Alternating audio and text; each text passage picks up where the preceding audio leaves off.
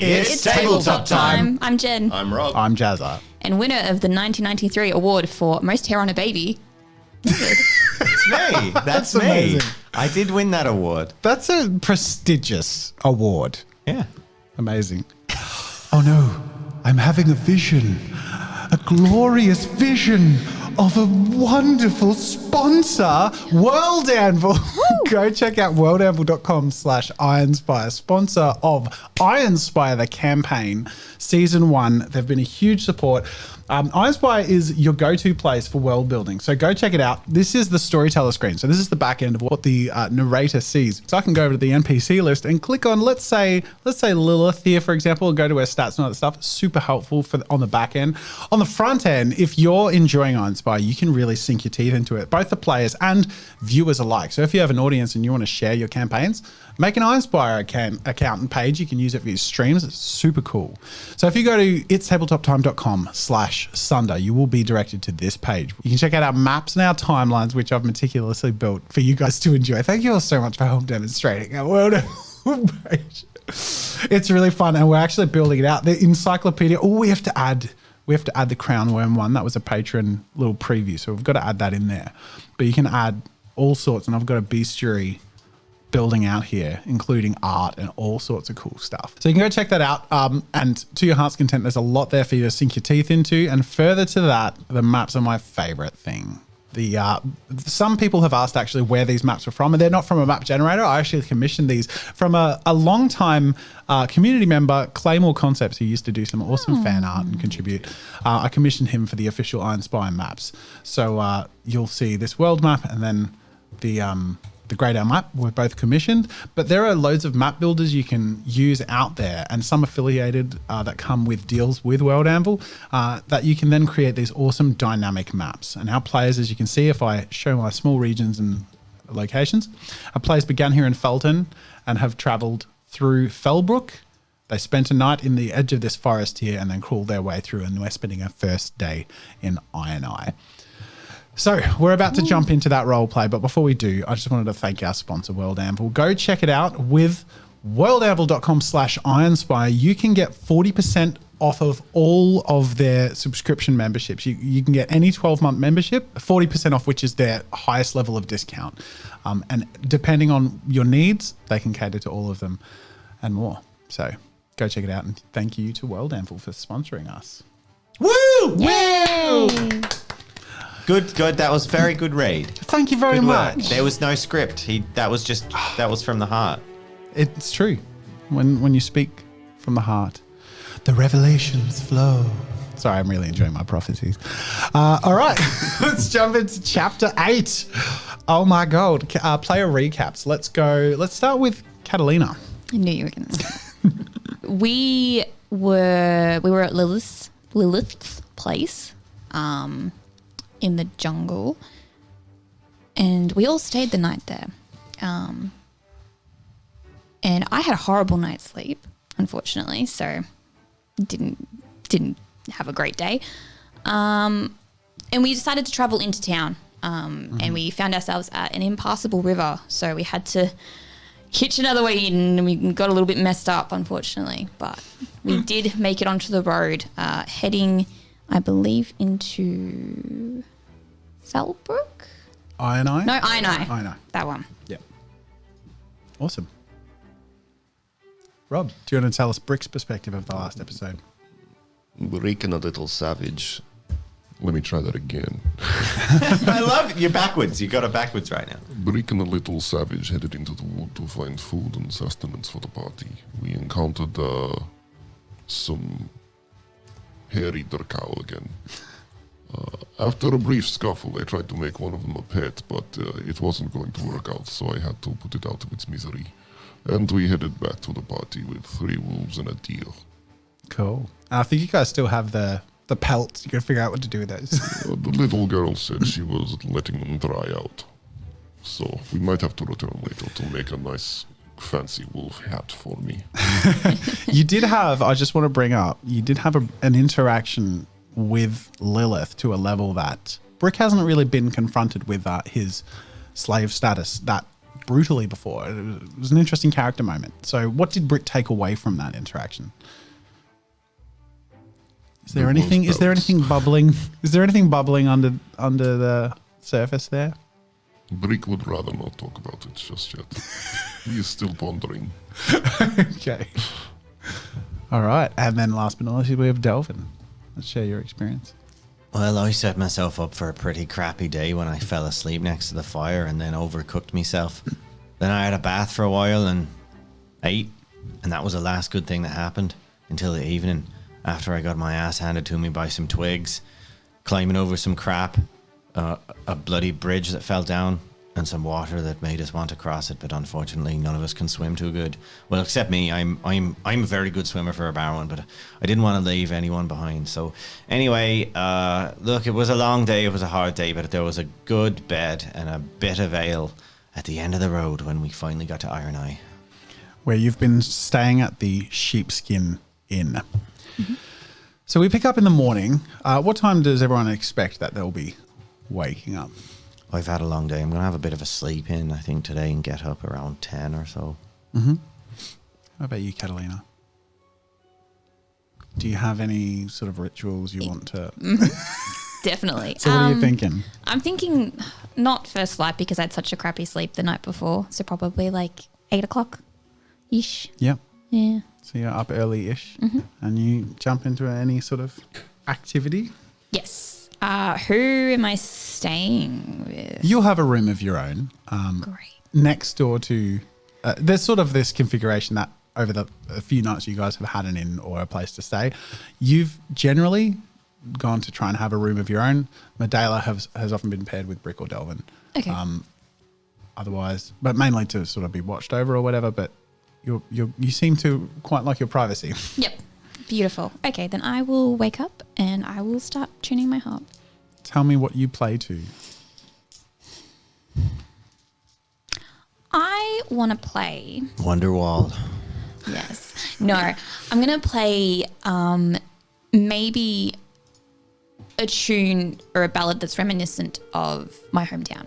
Like something that, like a lullaby or something that everyone would know what that is from Thanisia. Great. If that makes sense. Absolutely. Yeah. Some classic Thanisian tunes. Yeah, because I'm missing home a little bit. Beautiful. Yeah. All right. Do you want to make a 3 dice roll? Oh, no. Nothing. You're a little out of practice. Now, how much money do you actually have in reserve? I had 3 from Okay. last. So you haven't... no, you have lost 1 point of mana. Cool. So with a failed roll, without anything replenishing it, and after a amount of time has passed, if you don't have any sort of good focus, if you got 1 success, you would have been fine. But I think at this stage, I'm going to say you're a little out of practice. The exhaustion, the travel, and you weren't in your focused mode. You lose 1 mana just because it's either adding or removing usually. Beautiful. I'm going to get Delvin to roll 1 dice. I won't necessarily say I failed. Did you have 1 left? I think you did. I did. Yeah. So roll 1. A fail won't necessarily mean you lose that mana, but it will count towards you. Okay. So you're all good. I've got to say, it'll be pretty bloody hard to hold on to mana if I can lose it 50-50 every morning. Yeah. No, it's definitely an overtime thing. Yeah. So like, I'm feeling fresh. yeah. Good. Yeah. All right. Now, further to that, So that's there what is a my mystery mechanic. dice is. It's mana. Hey, bloody let it slip. Yeah. Well, it's slowly creeping in, isn't it? Speaking of, there's a new mechanic that I've decided to introduce with magic that either or both of you can utilize when wanted. So at the moment, the way magic has been working is it's a vocation and a skill. And to use the magic abilities, you have to have the amount of vocation points as you have then in the skill, or like, that is your cap. But then you're using the skill points to create spells per se. However, magic can be used, the vocation can be used as an assist. So what I'm going to basically introduce as a mechanic is that any class of magic has 1 particular thing it can assist with, and you can roll your number of vocation dice or your mana pool. So in your case, currently it's 2. So you can roll 2 dice to assist. Any wins add to, you sort of declare the amount of wins you're going for. So you say, I want to assist. And in your case, your magic is shape emotion, you can assist persuasion Okay. any time. Interesting. Right. All right. So if you want to assist persuasion, you can say, I'm going to go for a +1 or +2 assist. A +2 is riskier if you only have 2 mana, because it means if one of the dice fails, you lose 1 mana, but you get +2 wins. Win or fail of your dice, it's just the mana burn that is at risk. Okay. But you can say, okay, I'm going to assist with +2. You roll, let's say this is my assist. 1 succeeds, so I lose 1 mana, but I get +2 wins Yep. on my persuasion. Right. I understand. Yep. Cool. And Delvin, That's me. I'm going to give you. So the way yours will work, I'm going to say you can assist perception to magic related things. Okay. And you can also assist against magic used against you. So let's say if someone happens to have some sort of illusion magic or something like that, you can make that roll the same roll, and the amount of wins you get will be reduced from their victory levels against you. Cool. So you sort of have like a resistance to magic. I like it. I'm just giving you that as your character's slowly getting Yeah. used to what's happening within them, as something you as a player can sort of utilize. All right. So you've gone about your heart practice. Brick, when do you wake up? Ideally, just before Medela does. She's exhausted, so she'll be sleeping quite late. Then I will also sleep quite late. Okay, cool. So Catalina, you've got a bit of a free run for maybe an hour or so. Is there anything else you want to do, or are you just going to wait for the party to get up? No, I'll just wait for everyone to get up. Okay. Early in the morning, something Positively happens. neutral happens. I'm just sort of, that was a destiny roll to sort of see the circumstances under which an attempt takes place.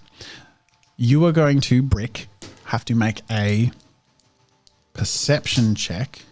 I'm going to give you,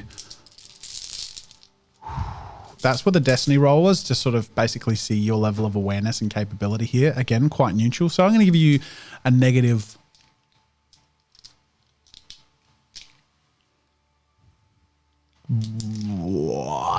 to your perception check against someone else's stealth check. Oh, come on. And they got That's 5 5 successes.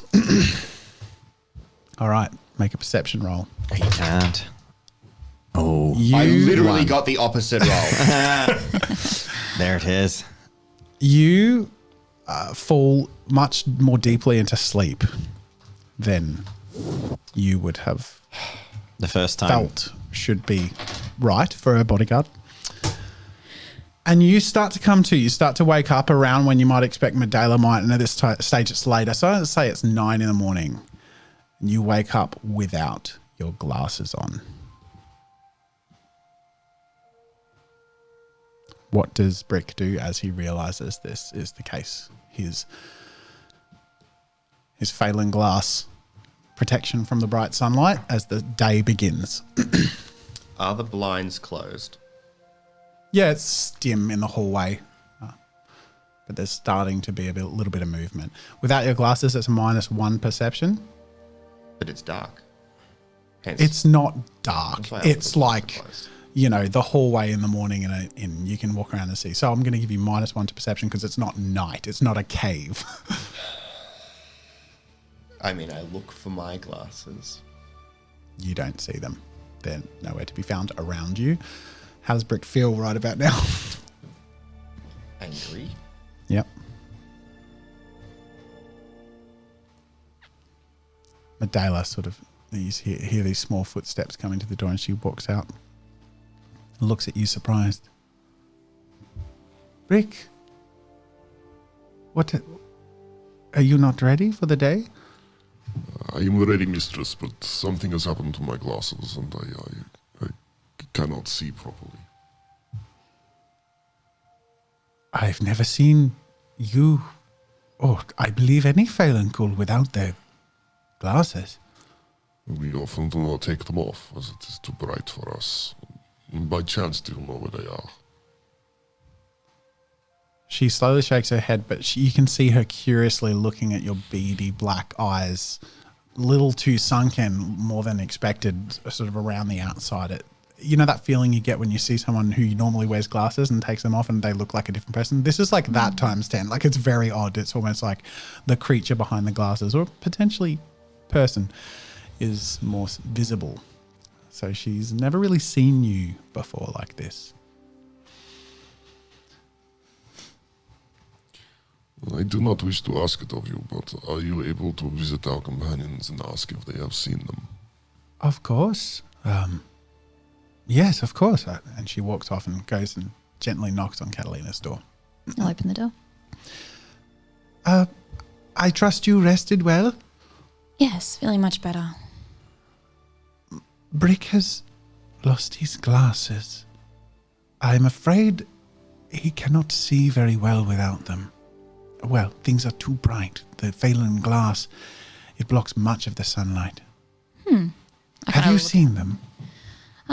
No, I've been in my room all morning. Look, maybe we should wake Delvin and see what we can do. Yep. So the group goes, knocks on Delvin's door. Cool. Not me. I'm still in the room. Yep. Yeah.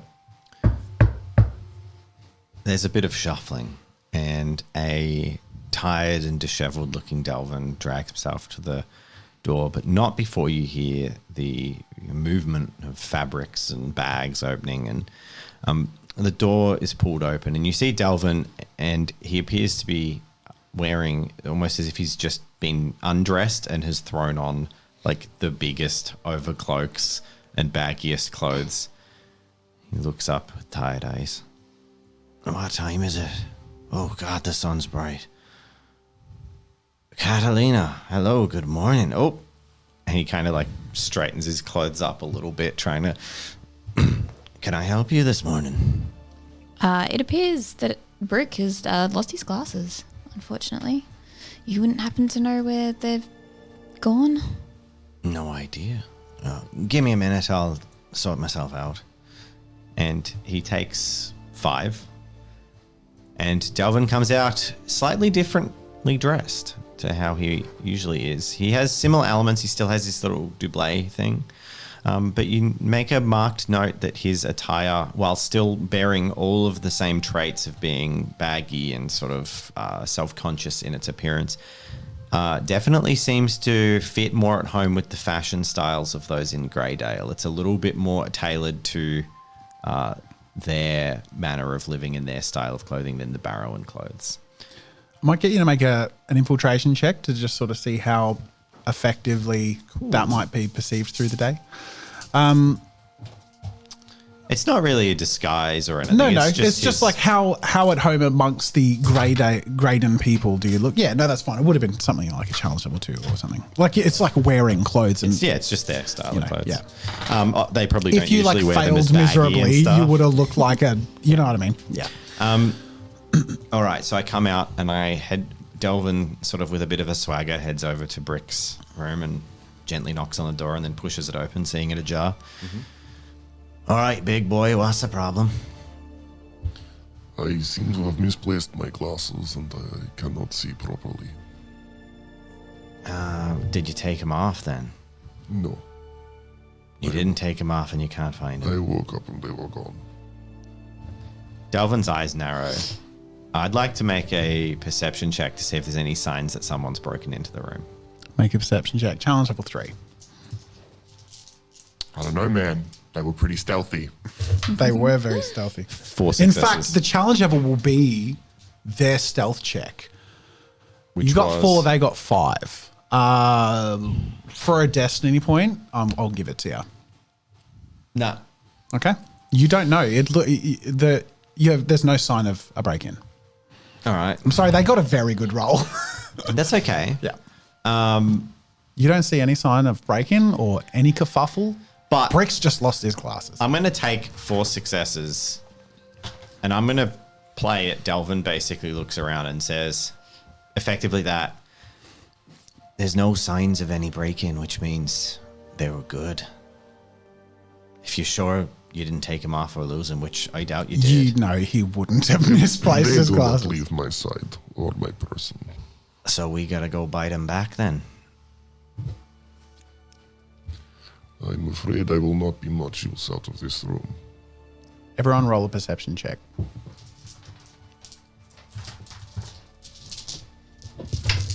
Challenge level 3. 5 successes. Oh, nice.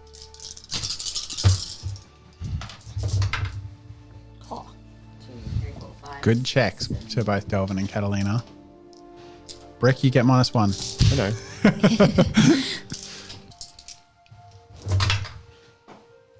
3. 3. Okay. Mainly because this is more audible than visual. Brick is a little more distracted, but otherwise there's a little bit of the outside sounds a little different. There's some sort of whispers and excited titters and a few like chuckles outside the front of the inn, not in the building itself. All right. Delvin just beelines, turns, and walks straight towards it. Because I got a 5. Do I hear anything with 5 successes, like a light hint of what it's about? Yeah. Okay. What do I get a taste of? You hear some boisterous sort of jostling and like, you know, some laughs and someone who sounds like they're showing off. Okay. So you leave. Yeah, I head on Okay. downstairs straight for it. I'm going to turn to Brick and say, do you wish for Medela to stay with you or should she come with us? She can go with you. I will be along shortly. Carolina's a little taken back because this is the first time she's surprised you'd said that. I mean, I can't see anything, so I'm guessing he feels kind of like Vulnerable. Yeah, he's like and he can't do his job. yeah. Medela, is that okay with you? Yes. She looks pretty concerned, like, is my bodyguard like incapable now in this new and scary place? Let's go talk to the innkeeper. Maybe they've seen someone come in. You head downstairs. Innkeeper's nowhere to be seen. There's just a couple of, you know, people serving breakfast. Now, it's a pretty quiet inn, but outside the doors you can see through the sort of old and frosted glass and all, you know, there's a silhouette of a group not too near the door that there will be immediately in front of you when you open it up, but sort of a, you know, 4 or 5 meters away, sort of hanging around on some crates and whatnot. So Delvin's beelining outside. Are you looking for the innkeeper? Or are you Yeah, I'm following? going to go around and ask if there was an innkeeper or who was on night duty, if anyone was. Okay. Do you ask that first while Devil's going to the door? Yeah, sure. They just answer with like confusion. No, there's guards all the time walking around. Has something happened? And she looks across to Delvin marching at the doors. One of my companions has misplaced something. We believe may have been taken. We're just trying to find some answers. Oh, I'm sorry to hear that. And the doors open. There's 7 people all sort of standing around together and laughing, and like one person in the middle with like, you know, one too many buttons undone sort of like looks over as the door opens and he sort of turns back and ignores. Cool. And then he double takes actually. It seems that you were a face he might have expected. 7 people. Now I will point out that there are, Destiny roll 13, in favour of the players. There are 2 grey guards. There might normally be more, but it's earlier in the morning and maybe just the routes are sort of shifting or whatever. There's one immediately outside the inn, and so we're walking around a little curiously, sort of stopping to hear what the group's talking about, and one sort of visually but not in the immediate vicinity. But a group of 7 people, sort of the talking sort of quietens a little bit as they slowly shift their attention towards the open door. Cool. I walk straight up to their group. Just stride forth. Morning. Morning. You're with that group of outsiders, aren't you? I wouldn't say I'm an outsider, Delvin says. Would you like me to make a deception roll? Yes.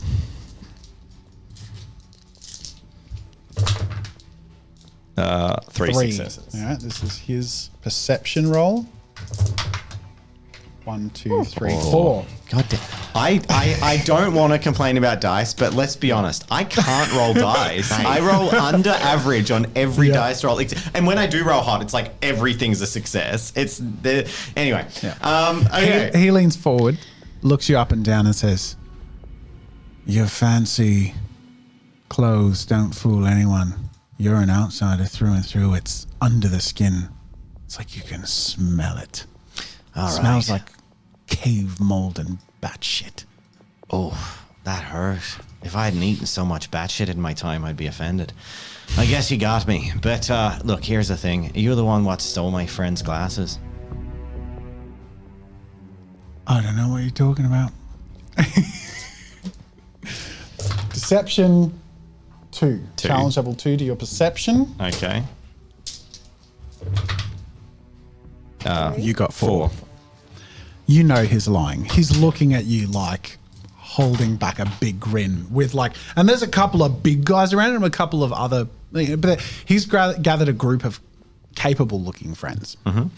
So, you know, he's confident enough to not actually worry too much about covering his tracks here. So what's your goal with it? You're gonna look, I know that thing you didn't steal, but if you hypothetically didn't steal something like that, would you be planning on selling it or Oh, hypothetically, I wouldn't have a problem. Let's say I found something like that, returning it to the poor soul who was clumsy enough to misplace it. If only, of course, that person were to walk away from my town and leave Graydon territory. yes. You see, Ooh, we went for the same word. That's we must be destined for each other. I have no problem with you. I can tolerate Barrowans. I can barely tolerate Thanisians, but one with his stink and hers, they ain't welcome here, and you'll find it's going to get a little more unfriendly the further in you get. So I highly suggest you convince your friend to go the way they're meant to go, away from my people. And he's at this point, he's sort of like straightening up, and a few other people are like strengthening their poses. I very open posture and very open I gesture to the group, and I'm like, have any of you ever actually met a Phelan Cull before? A couple of them look at each other and sort of nod. The others sort of look like more scared of the idea of them. But Because the problem I've got here, see, is that you've pissed him off, and you're very bold to assume that I, a Barrowan, have any fucking way of controlling what he does. And my problem here is that, like, we all know what the end of these situations is, and I'm not confident that if he comes down here all angry like that, all of you are going to be alive at the end of that. No, I'm not threatening you. I'm just saying you probably bring him down with your pokers. You probably kill him, right? He's one man, but how many of you are willing to die for some fucking glasses and some, well, thinly veiled racism? at this point, he's sort of slowly risen and he's standing up face to face. He's a couple of inches taller than you, and he's sort of sneering at this point. The facade has dripped away as you've spoken. At this point, is Catalina doing anything? I'm going to come out and say, gentlemen, do we have a problem here? Looks at you a little, with a little derisiveness and then back at. He's more racist towards you than me, apparently. He doesn't like the Nissians either. Yeah, I hear where you're coming from, but the funny thing is, I would die for my country. I would die to keep out the filth that's infesting our streets subtly, disgustingly over time. This was once a beautiful place. Now we've got no control over it. Our economy's taken a hit and the entire freaking world is smellier. I'm here to clean things up a little bit, and I think I'm doing everyone a favour to just put everyone back in the place that they're meant to be. You're welcome to go back to the caves. You're even welcome to be here. It's a trading town after all, but he looks over at Catalina. Just because you're confident enough to boss your other girls around doesn't mean you can come into my place and boss me around. And just because you have big, lumpy men following you around, a big lump of a man following you around who can hit harder, doesn't mean he has a right to do so in my town. Or our town, eh, lads? And they all go, hey, hey. And they're like looking like So, and there's at this point the grey guard off behind is sort of standing there with his arms folded, letting this happen. Okay. Can I destroy the bed sheets to fashion some type of hat and eye covering? I'm going to get you to make a not a perception. Ooh, Doesn't need to be good. that will be an infiltration roll. What? No, not an infiltration roll. No, that's a silly suggestion. It would be a sort of an engineering check, so I'll just get you to make an intelligence-based roll. So a base 3 plus intelligence modifier. Oh, yay. Challenge level 2.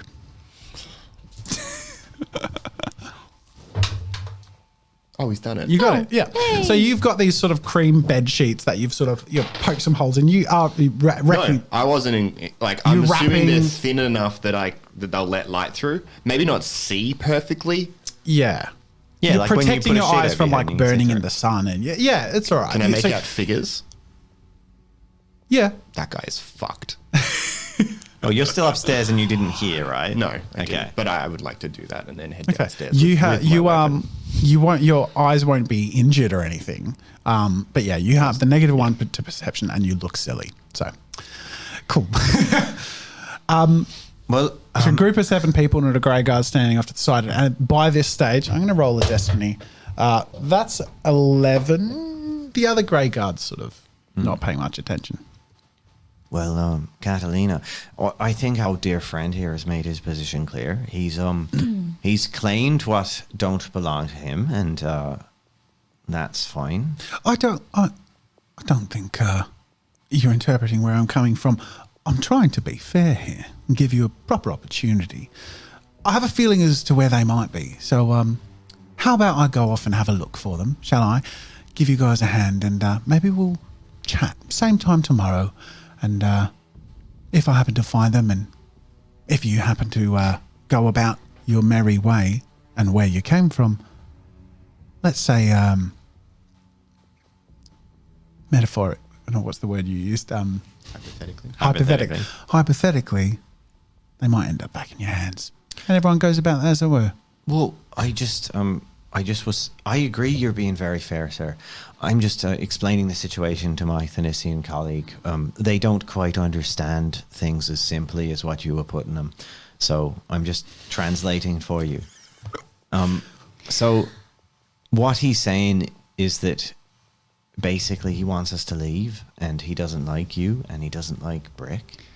And I thought maybe, and then Delvin drops a little bit and gives like his eyes flatten off in a way where a little bit of jovial just disappears as he looks at Catalina, and he says, maybe you might want to try convincing them. Very flatly, very strangely that he says it that way. Let's do that. Okay. I'm going to start by reading his emotions. Yep. Challenge level 1 with your 2 dice. I feel bad that you lost a dice now. Yep. Nailed it. So what did you do? Read his emotions to start off with. Now, yeah. Do I just feel something happen? I know I'm not Roll it. not You I'm can. not, I'm not delving, but I'm saying like because what I'm guessing is that like for me to even know I can grab something, I'd have to at least get a trace feeling of a waft, a smell, or something. I'm going to right? give to you, because you instigated that, a glimmer. just Washes yeah. through you just briefly, and So I'm not trying to detect or understand. you or, felt or a utilize, familiar just see if feeling there's like a this feeling, before, yeah. similar to the trinket that briefly caught your attention that you sort of Yeah. moved away from and forgot. Not even that strong, because you Yeah. aren't focusing this ethereal thing Yeah. within you. Just seeing But yeah, it. it's like a little, almost like that feeling people say they get when a ghost walks through them or whatever, but fainter. But Delvin yeah, smile. there's something you can Yeah. that you might notice. Like a wave, it hits Catalina as she reaches out and opens up to the emotional elements in front of her, and it's palpable, this thick disgust and hatred. A couple of people very richly with fear as the core element of that. It's a hatred, and it's a visceral anger, but deeper down at its core, there's a huge amount of fear and vulnerability.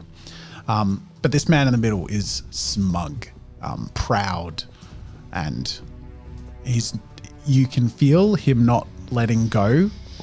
He's not going to flinch. Mm-hmm. You also feel with that roll, you got 2 successes. It's a little further reaching than this group. That grey guard behind you, you feel the pulse of that sort of come from him, the same sort of disdain and refrain. And then even from, you notice a couple of windows, a similar feeling. So this group is a symptom, not necessarily a standalone cause. Okay. I want to try and shift the emotions of the smug guy. Okay. Just trying to find my thing. What I'm going to give you, challenge level 2 to soften the smug guy's emotions. Challenge level 2 to soften the rest of the group's emotions. Okay. So you know his emotion is so far more palpable and there's so much more resting on it. It would be a much more difficult task. But you also have a gauge of everyone's emotions in this, especially with that role, that you could leave him a little smug and like standing on his own with his more intense emotions if need be. So you could, or you could attempt both. It's entirely up to you. You could use a destiny point to retain a positive roll in either direction as well. Yeah. Okay. I definitely want to do that, especially if I'm only rolling 2 dice. Yeah. So we'll do with him first. Yep. Now, are you going to role play talking to him to be persuasive here, or are you just going to go and they're just like, they look at you and all of a sudden? I'm happy to role play it depending obviously on what the result is. So challenge level 2 successes. So you feel this shape of this visceral disdain, this hatred and pride, and you gently pull it down. And you actually, as you do this, and we'll talk through the role play in a second, but you feel it as you see it a little bit too. Did you want to roll for the group as a whole as well?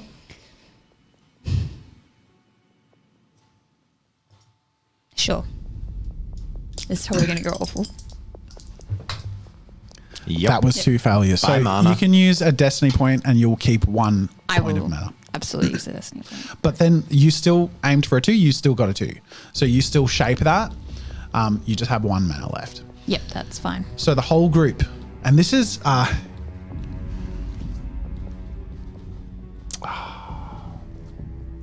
you sure you don't want to roll your check, Delvin? No. Okay. All right. So this is some of the finest work you've done, Catalina, especially now that you're very conscious of your abilities.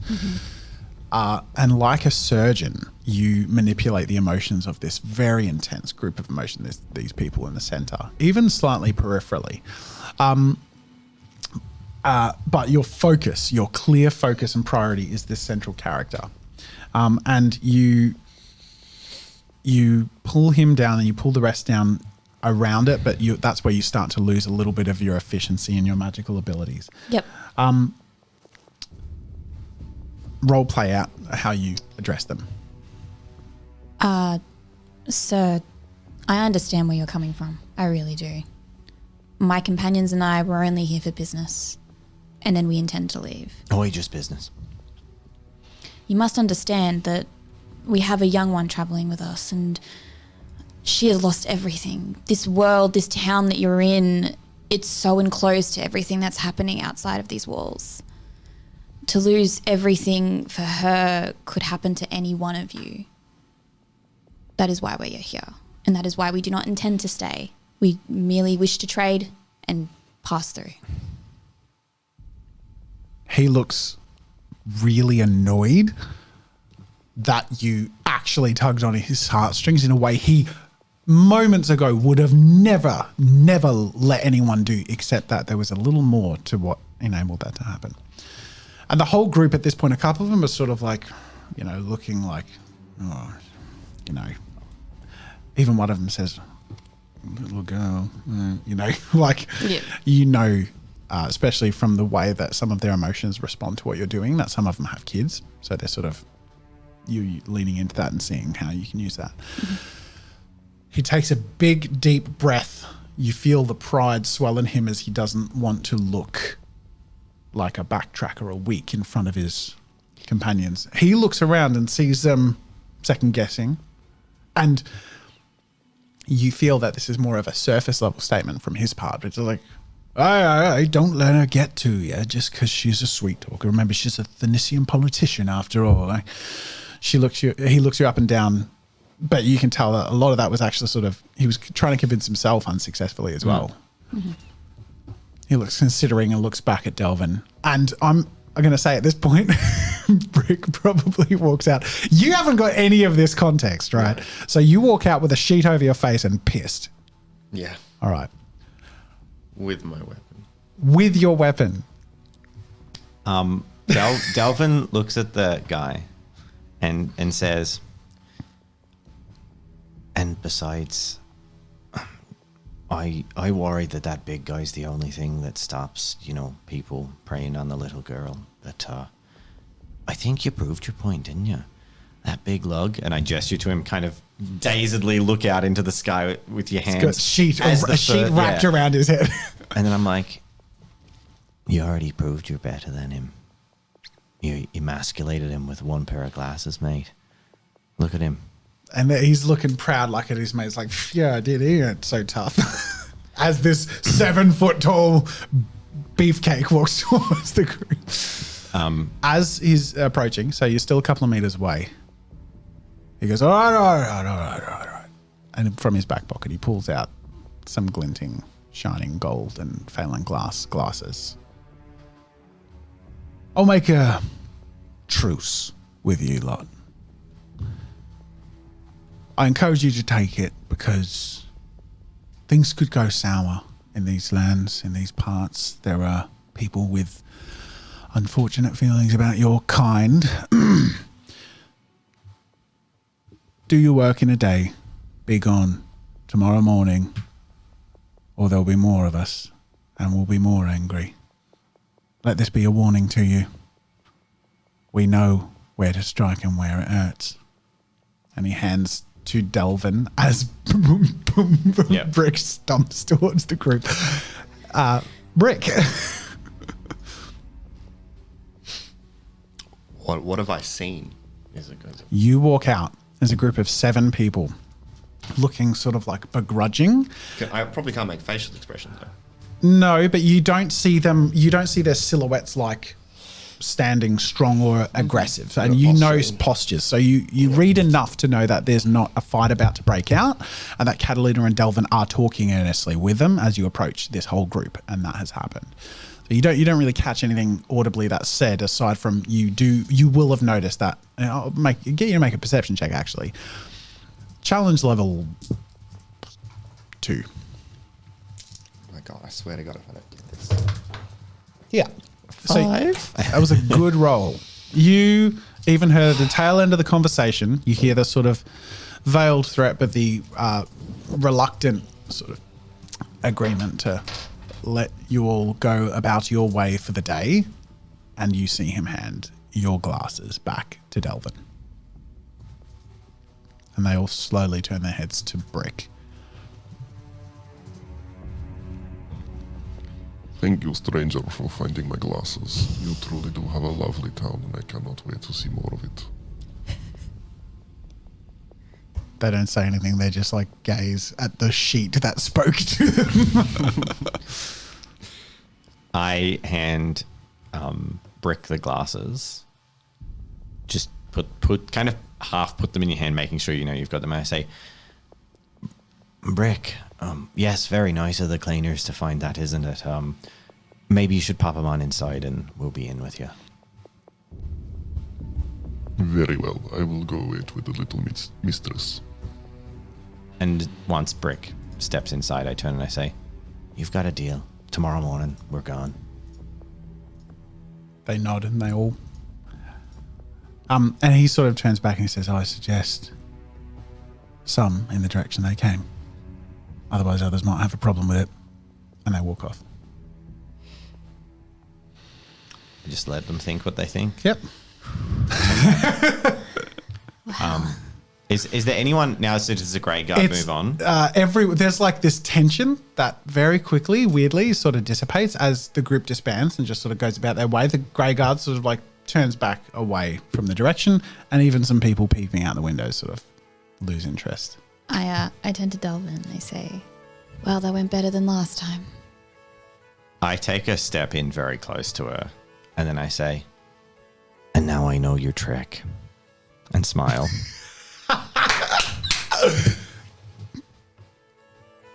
Trick? Don't play coy. What are you talking about? Catalina takes a step back, thinking you've just gone insane. I'm just like, if you don't know your magic, girl, you're fooling yourself. I saw you use it. Now let's go inside. I kind of like chase after you. Obviously, you completely ignore me. Yep.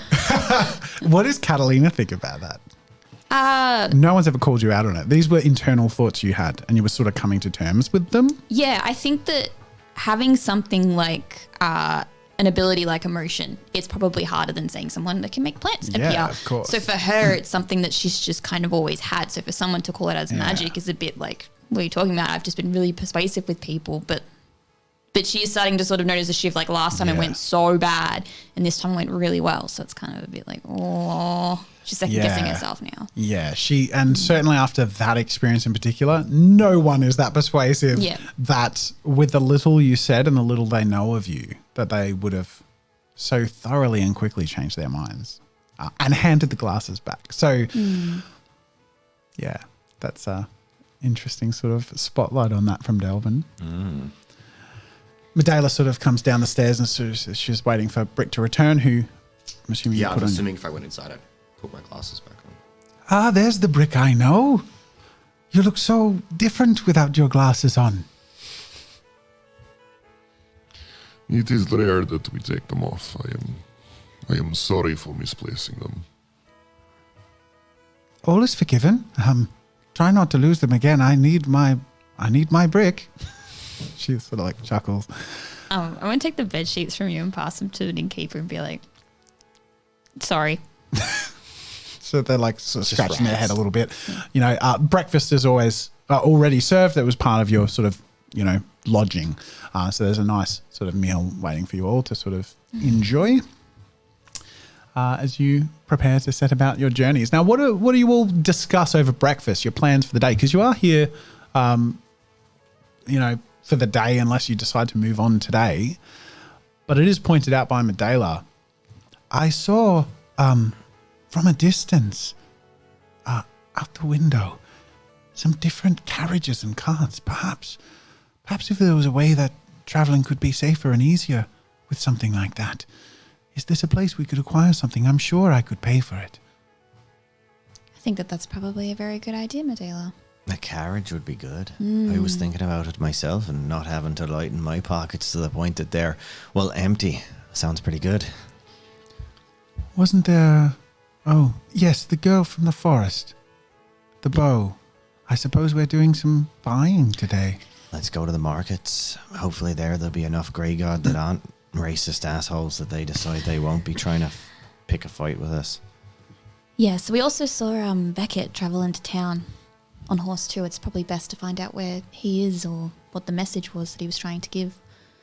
If you want a sleuth like that, sure. Well, I don't know if I'm particularly sleuthy in this town, unfortunately. Perhaps you would be better suited to the job. What makes you think I can sleuth? I kind of point to what happened outside. They don't like me very much, it seems. As you sort of say that, the final helping of breakfast is sort of being served and some plates being picked up as the server sort of says, "Oh, don't mind them. They're assholes. You're welcome in my town, but, do be careful. You do stand out like a sore thumb, the lot of you, and I wouldn't want my guests to be treated poorly. You won't find that here, but take care." I say thank you. Sort of clears up and takes the plates back. I have to say, Brick, did you know what was going on out there?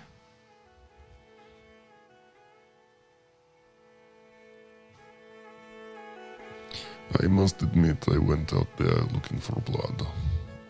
But What made you change your mind? Yourself and Kat seem to have it under control, and when they arrived, you would received my glasses back. I guess I didn't expect so much tact. I thought, well, you surprised me, Brick. You keep surprising me. And you seem to like to convince yourself that you're just a tool. But there's a lot more going on up there than you give yourself credit for. Best not to seem the monster they believe I am. Sage words, and definitely wise words that speak to more than just a servant or a slave. Medela stands up, sort of looks you in the eyes and says, I want to go shopping. She looks excited to see the curious things. Delvin leans down slightly so he meets her with eye level. And then he says, Well, I want to go shopping too, and I can guarantee I'm better company at the markets than Brick. She looks very excited. How's Catalina feeling right now? Catalina's feeling a bit exposed because, yeah. Just called out. Just got called out, yeah. So she's a little bit reserved now. Roll perception, Delvin. Just to sort of see how you gauge her reaction. 3 successes. Yep. 4, isn't it? Oh, was it 3? Oh, I'd say you definitely notice a shift. Catalina's acting a little more reserved and different around you now that you've sort of pointed that out. So Cool. She seems self-conscious about it. The day outside is starting to be quite bustling. In fact, it's later in the day. Most people are up and have been up for a while. And this is a sort of a border trading city to some of the more previously fruitful trade routes, which one of which is definitely halted. But otherwise, it's a city built around clearly trade and military. So you notice this as you walk up to and enter the gates. There are a good dozen grey guard in sort of different clear positions that they sort of rotate, and they have different routes. And there's a lot of sort of just general military oversight, but it seems really part of the cloth and fabric of the town. And they seem reasonably disinterested. You do get some quite a bit of attention as you walk around, some of which seems pointedly negative, some curious, and a few quite excited, or even like a spark of hope in their eyes as they notice some outsiders enter the town. But more than anything, overall, it's more negative than positive that you sort of sense. You're heading towards the marketplace, a bustling area in town where the crowds are sort of clearly trailing towards, and everyone's seemingly going about their business in a pretty productive way. Everyone roll a perception and let me know what you're sort of keeping an eye out for, and I'll sort of give you results based on. So we'll go one at a time. Brick, what are you looking for? And then roll your perception check. I am on bodyguard duty. So Yep. So you're just gauging the crowd. gauging the crowd. I mean, I have crowd control, so I'd like to think I'm pushing my way through, but I'll give you. Do you want to assist with your crowd control? no. I'm happy to just use this flat perception. But Okay, cool. I don't trust my dice today is the reason. Well, you got a good roll. You got 4. You, the first thing you are most easily able to get an eye on is where the military are. You have an eye and understanding for how these people are sort of placed in position, their stance, and their general demeanor. I'd say they're more than general townspeople, probably used to the idea of the Phelan Call and outsiders, so they're a little less perturbed in general. They're sort of just, they've seen a lot in their duties. So they're reasonably indifferent. Then your gaze sort of spreads a little further to around the town. There are a few shopkeepers like glaring, some swanning around, one in particular who looks particularly well dressed. But otherwise you'd sense no threats, aside from a few people who wouldn't be threatening, except that they looked at you threateningly. If I notice the people looking at me threateningly, I would like to look back at them threateningly. As you are walking into town, there's one in particular who's like scooping some sort of feed into the back of a truck that is sort of the cart that his purchase is taking out to his farm. He looks up at you and glares at you. Do you want to roll to persuade? Do you want to do an intimidation check? What's my challenge level? I'll just give you a result based on your roll. It won't be difficult. So many lovely chickens. Oh, there's a lot of food that gets sold at these markets. 1. You got 1. Not very intimidating. He just sort of takes pause. He slows his scooping and sort of freezes for a moment, glaring at you. It's clear he would never make a move, but he feels a little stronger, holding something to hide behind. Catalina, what are you looking out for? Thump my thing as I walk. Love it. So Catalina's feeling pretty exposed. She kind of just wants to get in, get out. She kind of feels like everyone has their eyes on her now, and she's just a bit like, oh gosh, like, am I showing something? So she's just focused very straight onto the task. So she knows that we're here for the bow, we're here for the message from Beckett, and a cart and horse, and then to leave pretty much as soon as possible. Yep. 1, 2, 3, 4, 5. 6. Yep. Jeez, you see through like universes with that perception roll. You get a really clear lay of the land. Again, much more about the hustle and bustle and what you can find where. So actually out of the group at this point in time, if someone's looking for something in particular and you know what people are in or out to get, you have a pretty clear idea at this point where the furs can be traded, where the pelt, where the party might be able to find a bow, who seems like sort of more leaders in the marketplace. And then further afield, you see the, what was the inn name? Let me just look at my notes quickly. The Golden Oak Inn, one of the core messaging areas in town. And you do see Beckett sort of resting outside and sort of his on his off day. They sort of do these rotations where they're like, they ride, break. So, cool. You saw him in his break in Felton, and you're seeing him in his break in I&I. Great. So we can go check on the messages. And you also notice someone sort of swanning around. It's got a nice fine coat on, is covered in jewels, and is sort of doing some bartering and negotiating. People, like, he's dealing with the traders in particular, and he seems like a bit of a head honcho around these parts. Can I make a trade barter knowledge to see if I know who this person is? Yeah, of course you can. I'm going to give you a challenge level 3. Okay. So 3. 4. Yep. You know that this gentleman is known by the name of Reginald Wells. He is the wealthiest trader in Iron Edge, so it's no surprise that you're familiar about him. In particular, he's made great profits from exploiting some of the resources that have flown through the barrows, and he's been the most persuasive to sort of get that out of the barrows.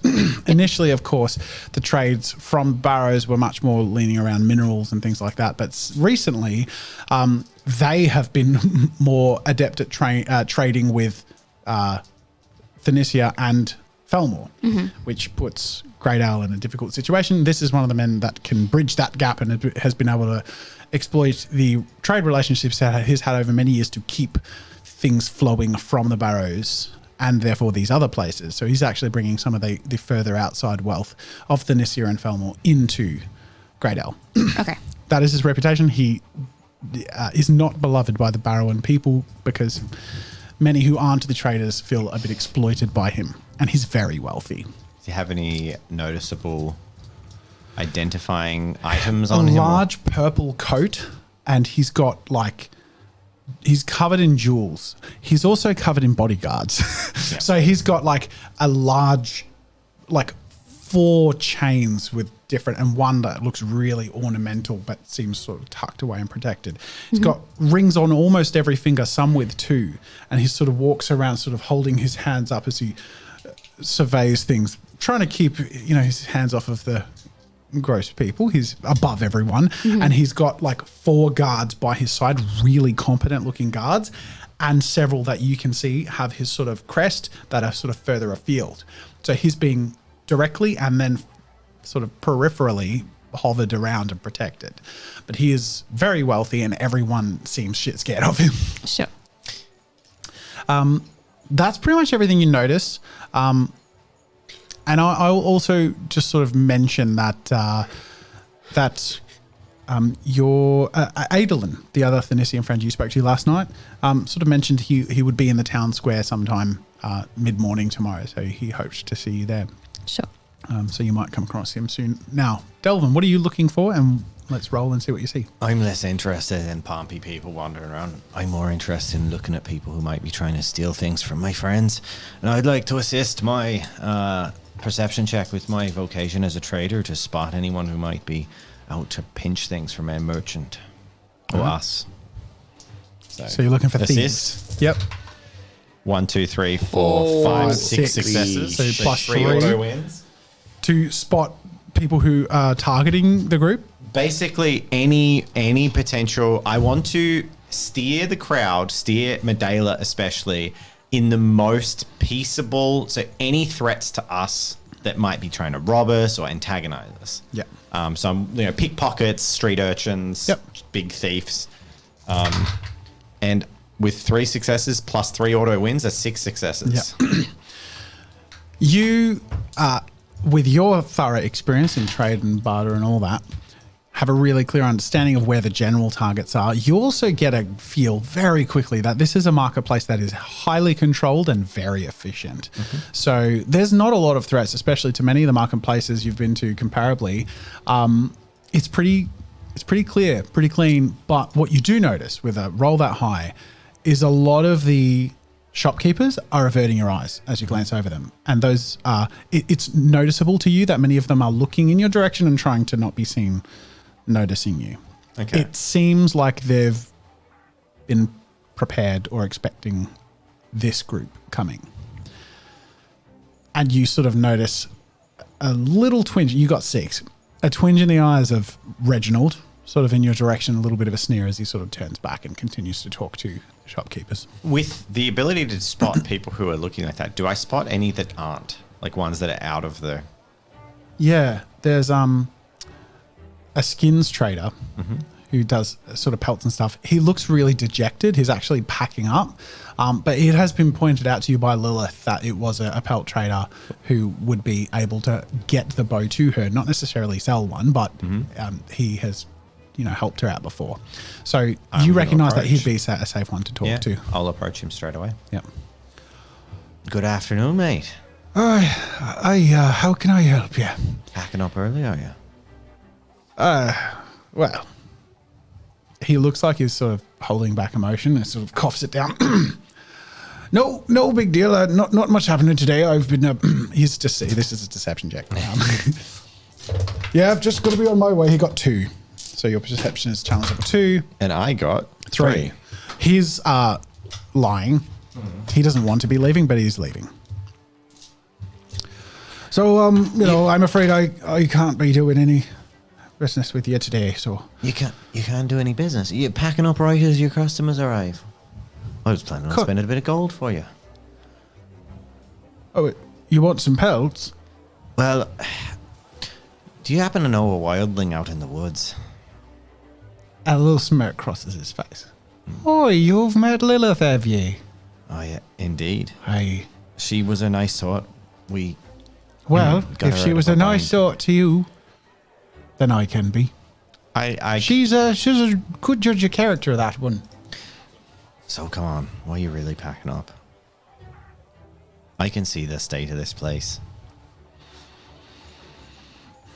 I'm afraid my services are seen as something of an embarrassment to those who run this trading area, and I suppose he's trying to keep up better looks these days, and my stock isn't all that stunning at the moment, so I guess I'll just have to try and brush up and present better and come back another time or trade elsewhere, which, to be honest, I've been dabbling with the idea of anyway. Getting sick of Iron Eye. Well, I might have maybe a small leg up for you. We made a deal to get a new hunting bow to Lilith. And if you can, I look around. If you can get it to her, I'll give you a good courier's fee. And on top of that, when we were out there, my friend Brick here took down a couple of wolves. Big ones, wild ones, exotic pelts. And they went down, well, pretty clean, except for one of them. if you go up with Lilith, maybe you could bring some of those more exciting pelts back, and someone might take an interest in them. That sounds awfully kind of a stranger. I see. Lilith's judge of character always hits the mark. In a town with a lot of unfriendly faces, strangers sometimes the best we can confide in. So someone who don't turn me away is good enough for me. I'm going to roll perception for him to notice if you're Barrowan or Graydon. Yep. Just because of your... He only needs to beat 2. I've dropped a dice that I can't see. I know. So I'll roll one more, and he doesn't. He thinks you're Graydon. So he's very surprised, actually. I'd be delighted to take you up on that offer. You bring me the bow, and I'd happily courier it for you. And if you had a coin or two for me, that would certainly help me get by while I figure out my business. Make it a coin or 5. He almost looks disbelieving. It's like, I'll pack up and I'll make sure to wait before I go. You do me one favor, though, while you do it. What's that, sir? Take this news, and I actually just give him 3 coins ahead of time, and I say, and do it with pride and a smile, and don't let him see that they broke you back, because they haven't. You'll be back stronger. He looks like he's holding back some emotion. Thank you, sir. I've been there, mate. I understand. We'll see you a bit later. What was your name again? Tilden. Tilden Rivers. I go to shake his hand. Shakes firmly, gratefully clasps it on top of with his other hand, sort of like... Delvin. Delvin. I remember that name. Oh, cool. And then I, turn to the others and say, should we go find a bow then? I nod. You see Medela sort of like tugging at like Brick's sleeve, not out of trying to drag him anywhere, but just because she's been holding on to him for security, but she's been drifting towards the interesting sights and smells. She's fascinated by these Graydon trinkets and just this culture of trade that is so viscerally different to what she's used to. Roll a perception. The eye, 2 successes. And the Delvin. eye of Catalina or eye of Sauron will now gaze across the world and reveal all secrets. I see everything. Thanks, Carpathian. Is that what he sounded like? Close. Roll. I changed because I got rid of the 3, which is what I reckon I've 4. done. Because I've added the 3 in. So Brick got 4, Delvin got 2. So, do you have a base modifier to that? Yeah, the 2. Plus. So you should have 6. Because you have reflex. All right, so And Catalina's eyes have now become significantly worse at spotting things. What'd you get? What was your 1. roll? 1. All right. So what is Catalina distracted by that she doesn't see? she's just too hung up that she thinks that everyone's eyes are on her for a change. Fair enough. So you're sort of sinking into the background while Delvin is sort of engaged in conversation, peripherally noticed just the general kerfuffle and a raised voice, but not one you can attribute to anything, while Brick notices a gentleman dressed very nicely, sort of having issue with someone's standard of wares and is debating with them, and they're sort of briskly packing up and getting a bit cross, but that's sort of just generally what you notice. Otherwise, you quickly can find a place, someone who is selling bows. They're not in an outside sort of, can't you find sort of like an arms dealer, so to speak? Do you? Yeah, we over there? arrive. We'll head over there. Hey, Brick. Yes, Delvin. Is your weapon knowledge mostly tied to your, whatever you call that? Or bardiche? Or is it more broad? It is just my weapon. We have training in many things, but this is my preferred arms. Would you know how to spot a good bow? Probably not to the quality that Lilith is looking for. All right, I guess we might just have to ask the merchant. Hello, g'day, how you doing? I'm Delvin, and what's your name, sir? Or madame? I don't know who I'm talking to yet. Audley. Audley. Audley. Audley. Or are you oddly paying attention? Yeah, I get that one a lot. That How can I help you? We want to buy a bow. I got them. What you looking for? A very good hunting bow would be good. One for the wilds, durable. Sure. Got them.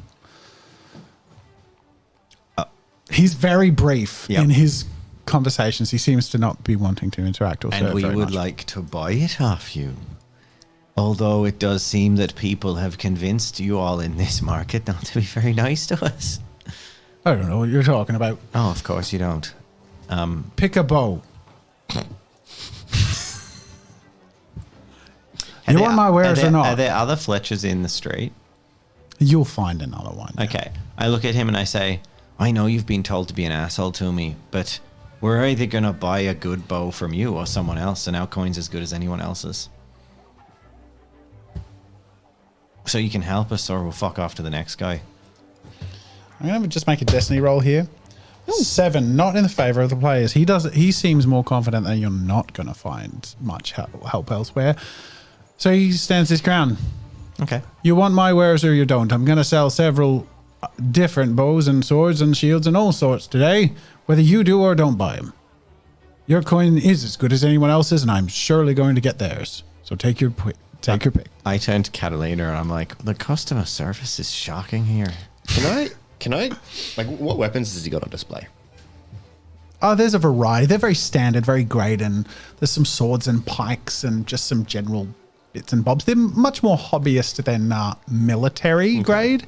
Some of them are quite ornate and display worthy. The sort of ones you hang from a mantelpiece. He's a bit of an artisan, so there's a great build quality in a lot of these, and you can tell the ones he's put a lot of pride into, and he seems like a very fine craftsperson. And he seems to have some partners that he works with to source and create these, so he's more their front end of the business, but obviously does a bit of the craft work himself because he's working on something currently. Are there any weapons there that you think would stand out to Brick? That would be like, I don't know, his preferred? Nothing over what you've got. No. What are you looking for? I'm just looking for a particularly fine piece of his work. Okay, I'll make a destiny roll. Oh, that's lowest leaning. I'll give it again. 18. I'm going to say there is a shockingly gorgeous greatsword. Much more ornate than, like, it looks like it would be practical if sharpened and taken care of, but it looks like an heirloom that's been restored from a good long while ago, and it seems like it's got not only legacy but beautiful craftsmanship that would be hard to even match the standard of. So is it locked away, or can I, like, pick it up? It's hanging up. It would have to be taken down, and it's sort of positioned in such a way that it would need to be, carefully unmounted and displayed. And he probably wouldn't show. That's too much effort. Yeah, okay. You'd have to convince him to take it down. Yeah, no, he's not going to listen to me. I was hoping I'd be able to pick it up and just be like, this is good work. Yeah, but it would be if it's clear not right. that he would not have that kind of wares to trade if he didn't have a stunning reputation. Yeah. He's just waiting. He sort of goes back to We'll head continue his off. work. Yeah, We'll walk off. you leave. I'd like to see if there's another Fletcher around or Yeah. someone who would sell bows. You notice one other in town. Otherwise, you might have to look a little further afield that you can walk to. It's a little down a bit of a side alley. Cool. Not as prominently placed. We head there. And this time I'm going to go up and try and be more charming. Okay. So I'd like to... Good afternoon. Hello. You're looking for some hunting equipment, sir? A hunting bow, indeed. For yourself? He looks curiously up and down as you're well No. dressed, or For a friend. They're a woodsman. I see. I'm afraid things are getting very expensive these days to source. He sort of says as if a script has been given to read. I would like to be persuasive. Yeah. I would like to roll persuasion. Yeah. and attempt to convince him, and then I'll roleplay Great. through. I'm going to give you a challenge level 2. I rolled a destiny roll before. That was a 17, and so in favor of the players. Yep. It's quite convincible. But you got one! Yeah. Wow. You got one. He's not being rude, but he's sticking to the script. Well, Delvin just goes in and goes, all right, was this just another one of those fucking people who's going to be racist and piss us like, it goes in hard and misses the mark.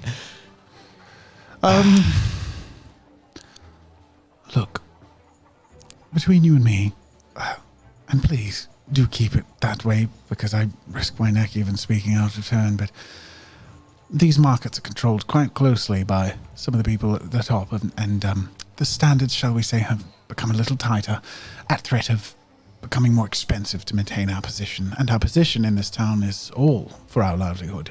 So I'm afraid our prices have gone up for certain people. He sort of says with a little bit of shame in his eyes. You of course, I forget myself, and he sort of looks. You are a fine Graydon fellow, and I'm assuming your friends here are not your. I don't these even know strangers who here. I got a really bad perception, so I'm just going to be like, yeah, my friends, I came with them. I'm going to turn around after hearing him say that and start walking away. Oh, my friends are going now. I'd better head off. And I turn around and go walk after Catalina. I failed the persuasion check. I'm going to play that I failed the persuasion check. I just missed the boat and walk off. I turn to Delvin and I say, okay, we can't purchase what we're after. Maybe we need to trade for it. I do have one card I can play, but... Just to be I'm gonna clear, have to you do it can alone. purchase what you're after. It's just like gonna be triple the price. Just, you know. I might head off and get the bow on my own if I must. Okay. I have a feeling the two of you are hampering me a little bit. It's totally, it's fine. Do you require more coin?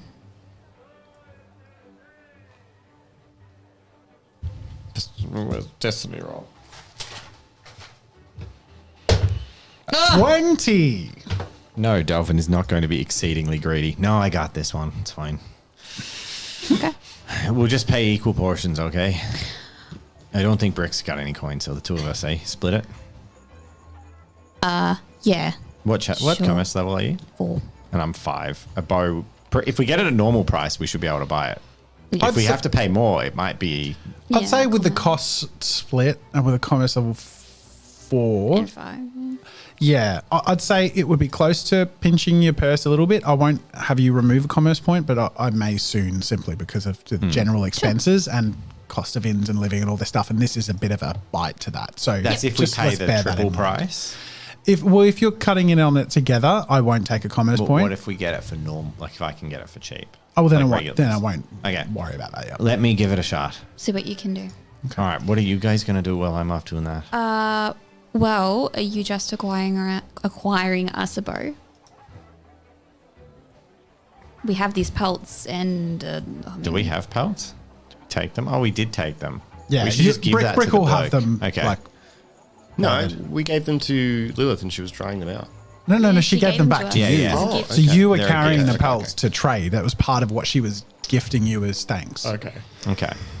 And a horse and carriage would be wonderful too if you could. I'll see what I can muster. Okay, I chuck you the pelts. No, I don't To want the contribute pelts. to that, if he's not paying for it outright, you will take a commerce point to contribute to both of those things, which are going to get expensive. So Okay. Well, Medela. let's see how your trading goes. Medela Yeah. offered to pay for the carriage. Yeah, she offered to pitch in. So Pitch in. Cool. All right. he sees this discussion happening, and she looks around, and then she sort of like tugs at Brick's sleeve, says, "My other bracelet, I could contribute that." Only if you wish, mistress. These are your only possessions from home. Oh, that one's from a distant uncle who was a bit of a bastard anyway. And she sort of like reaches out, expecting you to sort of... Yep, she takes the bracelet, gives it over to Catalina. It's like that kid thing of like, no, I'll pay for it, and gives her the dollar and she gives it to you. I I've got pass it that. to And I say, Delvin. I'll meet you back at the fur trader in an hour. And you guys go to a bar or cafe or Well- something and have a bit of a good time. I don't know. I'm going to go to the Golden Oak Inn. All right. You head to the Golden Oak Inn. It's pretty bustling. People are pretty distracted at this point, and I think the attention has already been paid, and now everyone's sort of just moving on about their business. You notice Beckett's sort of packing up. He's about to leave. You also see a Thanisian friend of yours sort of in the other corner of town who spots your eyes and sort of waves as you walk through. This is Adeline. Yep. Yep. Yeah, I'll wave back and head over. Yep. Hello, madam. How's your day going? It's going, I guess. This town seems a bit. Oh, yes. They're hard to they don't let outsiders in very easily, but if you persist, you'll find they can be quite soft under the surface. If you contribute and help a lot and know your place, he sort of rolls his eyes. Yeah, that sounds like a lot.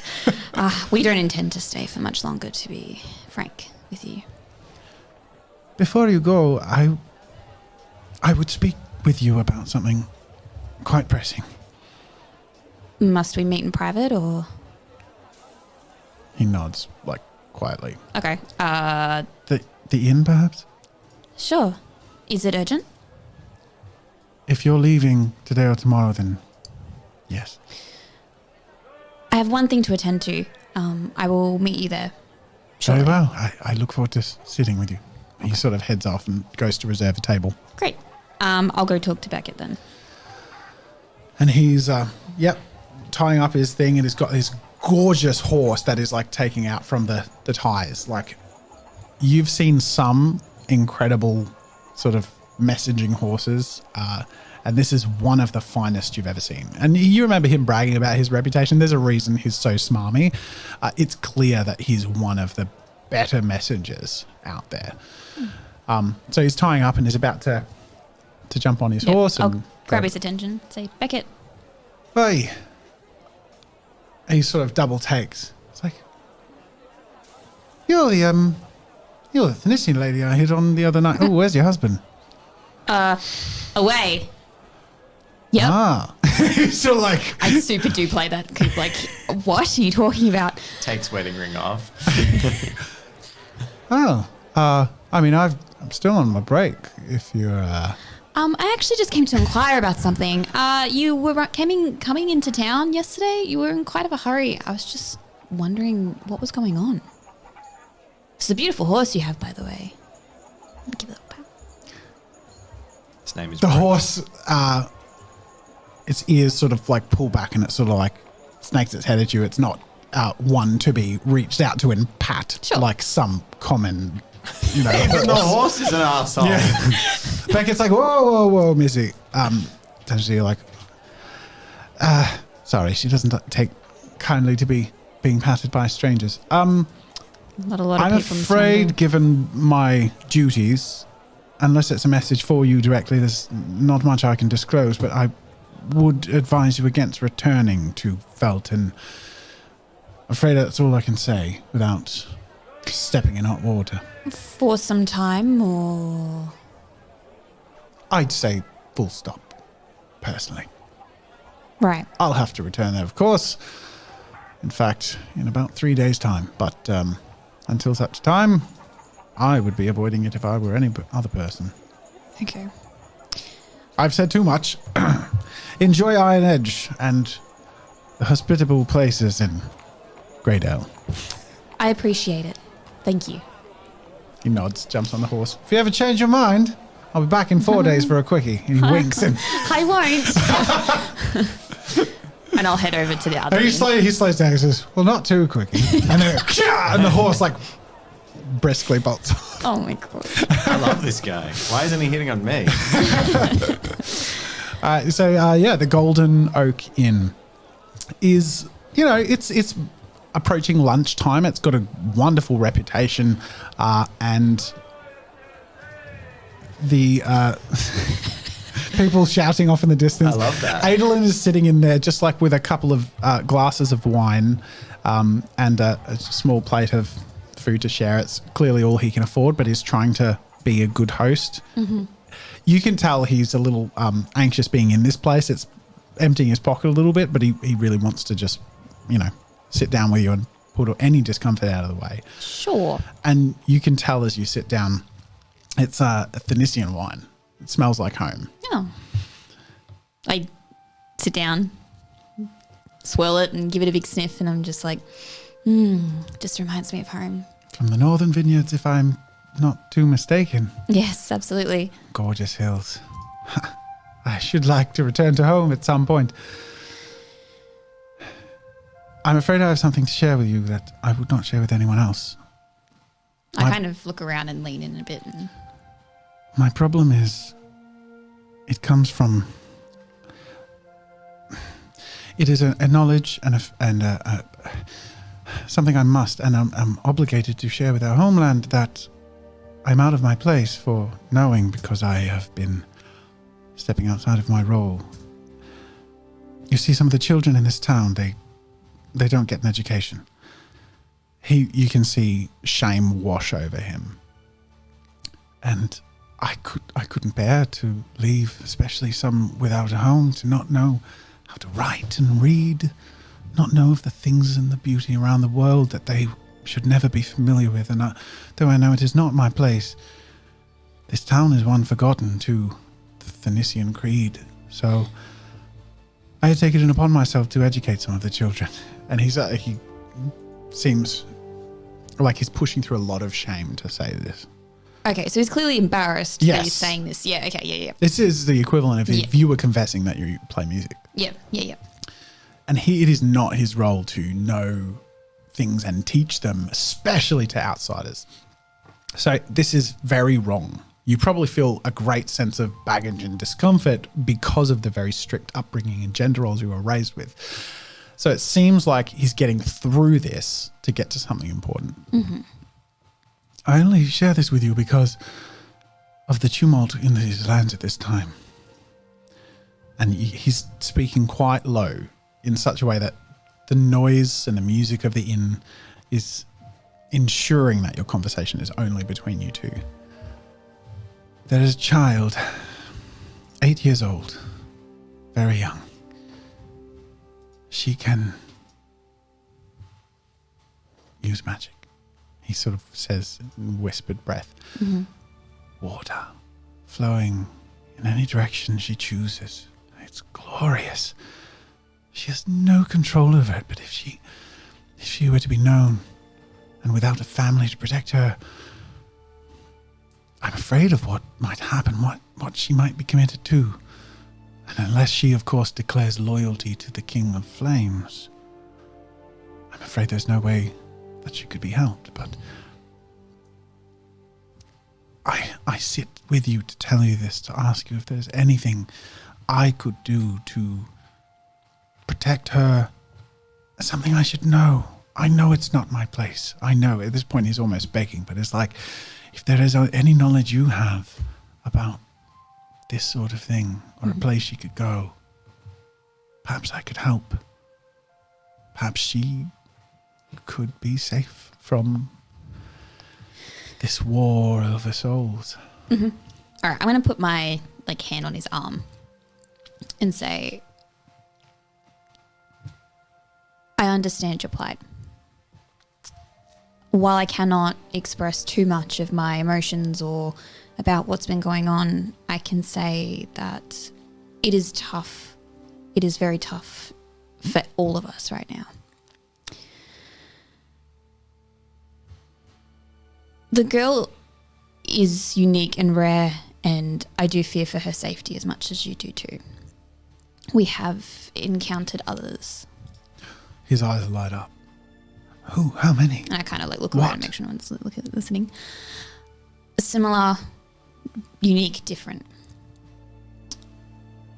I must discuss with my friends, the party I am with. We may have a safe place for her. Otherwise, complete discretion. Do not share her gift with anyone. I understand you have things you are committed to, and I would not impose. Even if by writing we could arrange some sort of safety or guard, some sort of transfer or assistance, education, anything, but it is not my place to assign, and you, of course, could have some influence over this. And there are means by which we, of course, know how to communicate that could keep this safely from the eyes and ears of others. Do you intend to stay here and continue? I don't say it out loud and just kind of gesture. If I am told not to, I will not. But left unattended, I'm afraid I cannot choose not to. However, you know as well as any Thanisian, it is entirely outside of my control. And should I be reassigned in 2 weeks' time, which I fully expect, well, they will have learned what they have learned from me in the week that I've been here. He looks a bit resigned. I say to him, I truly believe that regardless of our nation's laws, I feel that the power of knowledge is better than none at all. Rest assured, everything you've told me is safe with me. He looks incredibly relieved. And yeah, sorry. Now, I'll stand up and say, again, I must discuss with my party. We will be in touch. And here is one of those lovely moments where we get to enjoy a new portrait. Hey, this is Adeline. Hooray. Thanks, Alicia. Awesome artwork. So cool. So is this the guy that first accompanied? Yes. This is Adeline accompanied. Is this the guy that I've basically never met? Yeah. I don't think I've ever seen him in my life. No. He just keeps bumping into Catalina Yeah. around me. Pretty Okay, much. right. But he goes about his way. But it would be a fun NPC portrait to get done so that we can share that with you. Maybe he'll be in the thumbnail. Who knows? Let's keep him. I might be keeping him. Depends what Catalina tells me. All right. So that brings you to the close in your meeting. I will say that, assuming that you check for messages, that there wasn't one for you yet. Yep. There may be tomorrow morning, given your understanding of how the trade routes work. Basically, they can travel up to 4 towns in a day, and that's a fairly regimented thing. Given that you left Felton only a day and a half, 2 days ago, it's possible that you could get a reply from your mother, who you sent a message to 2 days ago. I really like this idea. I just want to say that. It's cool. What? The idea of a small civilization that has a messenger system whereby they basically run horses to break point for as long as a horse can operate between towns, and then they have stables and swap horses and riders, so they can basically run a horse at break speed Constantly between a towns. message gets from one end of the whole region to the other non-stop and super fast. Yeah, through the There's night. 4 Maximum times during the speed. day where the message I'd is imagine received between and sent. bigger towns, they have like stables at halfway points and stuff like that. Yeah, I feel like it'd probably. be easier to train pigeons. Do pigeons exist? They use horses and they're faster. So- Pigeons can't remember and, And then much verbally more- transfer a message. yeah, no, this is like Security. trackable and secure and yeah. Shoot a pigeon with an arrow. Shoot a messenger with an arrow. Yeah, but if the message is in his brain, then the message dies with him. People. That's true. Come on. Come on. We duck away Okay. to Delvin. All right, I'm going to roll infiltration, and then I'm going to explain what I'm doing. 1, 2, 3. I'll say you're adequately Okay. convincing to the layperson as a Delvin goes, Graydon. ducks into an alleyway, and Yep. he pulls out some different clothes. He gets out a comb. He puts some oil across the comb, and then he pulls his long, shaggy hair. Well, I'm assuming they don't have hair product back then, so they'd use things like Yeah. that. And he pulls it really straight, but on either side of his face down. Looks quite different in a way that befits sort of just middle class Graydon. And then he gets out his fake beard and he sticks a fake beard on. yeah. Well, given that you have those supplies, then Yep. and I'm actually going to allow you. You could assist that check with your trade barter skill if you want. So you got 3. I'm gonna do it. So you could improve or just. I don't detract care. I'm from going to it. do it. 1, 2, 3, 4, 5, 6. So I add you get 3. +3. That was a bonkers roll. So yeah, there was 6 successes. So 6 where you would successes. have been specialized, like you as a specialty choice, you would have succeeded.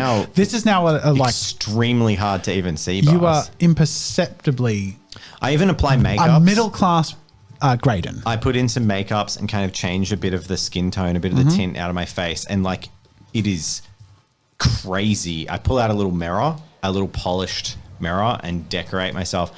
And it is crazy how much I transform. Absolutely. And then Delvin changes his jacket. He puts on a slightly more fashionable, more tight fitting around the waist, which is still kind of, it's almost too tight.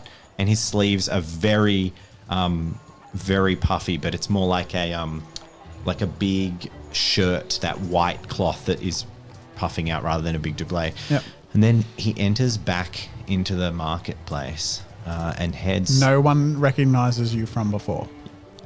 He heads over to a weapon seller. You might have a bow. The two that are closest to this part of the town and the more reputable ones who you've been to, you could go in and try and deal again with the first one you spoke to. That's what I'm thinking. Is Yeah. I'm so different. You are. With a 6, I will still... Oh, you know, that's your check. So I'll get him to make a perception roll. Okay. So you walk into the same dealer. Same guy. Like, 20 minutes later, he got 4. Doesn't beat 6, baby. Well, he would have spotted you were you not so Bearded, yeah. familiar with the subtleties of how people present and dress themselves in different regions with your experience. That a bearded man walks in with subtly, like if he were looking closely enough and were more on his guard, he would have noticed maybe the shoes or little bits that are actually the same pieces of clothing, but you're so convincing elsewhere that he doesn't even second guess. It's I'd say that's part of the act as well as distraction and changing their personality. And I think that if my companions were here, they'd start to see what it is that has actually made Delvin so successful. Because he's never revealed any of his trade secrets, but how can this guy... But it's actually because he Bit of a chameleon. basically is a bit of a chameleon. So he's adapting to whatever trade environment will best suit his needs to make the deal. So you walk in very confidently, comfortably, and he greets a new customer like, "Good day, sir. Wonderful morning. Pleasure. Busy day. All sorts of interesting things happening these days. Have you heard news of the West? No, I haven't. I've been traveling to get here. Only arrived this morning. All sorts of outsiders causing all sorts of troubles as far as I hear, but, What's happened? A fine man like you must hear all sorts of rumors. well, word has only recently reached town that after the fires, the riffraff that ended up excavating their way to a fountain, you know, as fringe as it already was, seeming to fight amongst themselves quite awfully over there. All sorts of fights breaking out, even yesterday, I hear. All the way over in Felton. Well, Or not, even not in- so far away that I'm very comfortable talking about it right now. Is it spilled over to Fellbrook? That's what I meant, sorry. Fellbrook. I keep saying Felton. Fellbrook. Yeah. So there's a fighting in Fellbrook. An upheaval as far as I've heard, yeah. Oh, terribly. Very uncomfortable. How can I help you, sir? What are you in the market for today? Well, I'm after. You see, I have a competition coming soon, and I'm after a good hunting bow. I'm going to take the horses out and go for some foxes. Got a poundage in mind?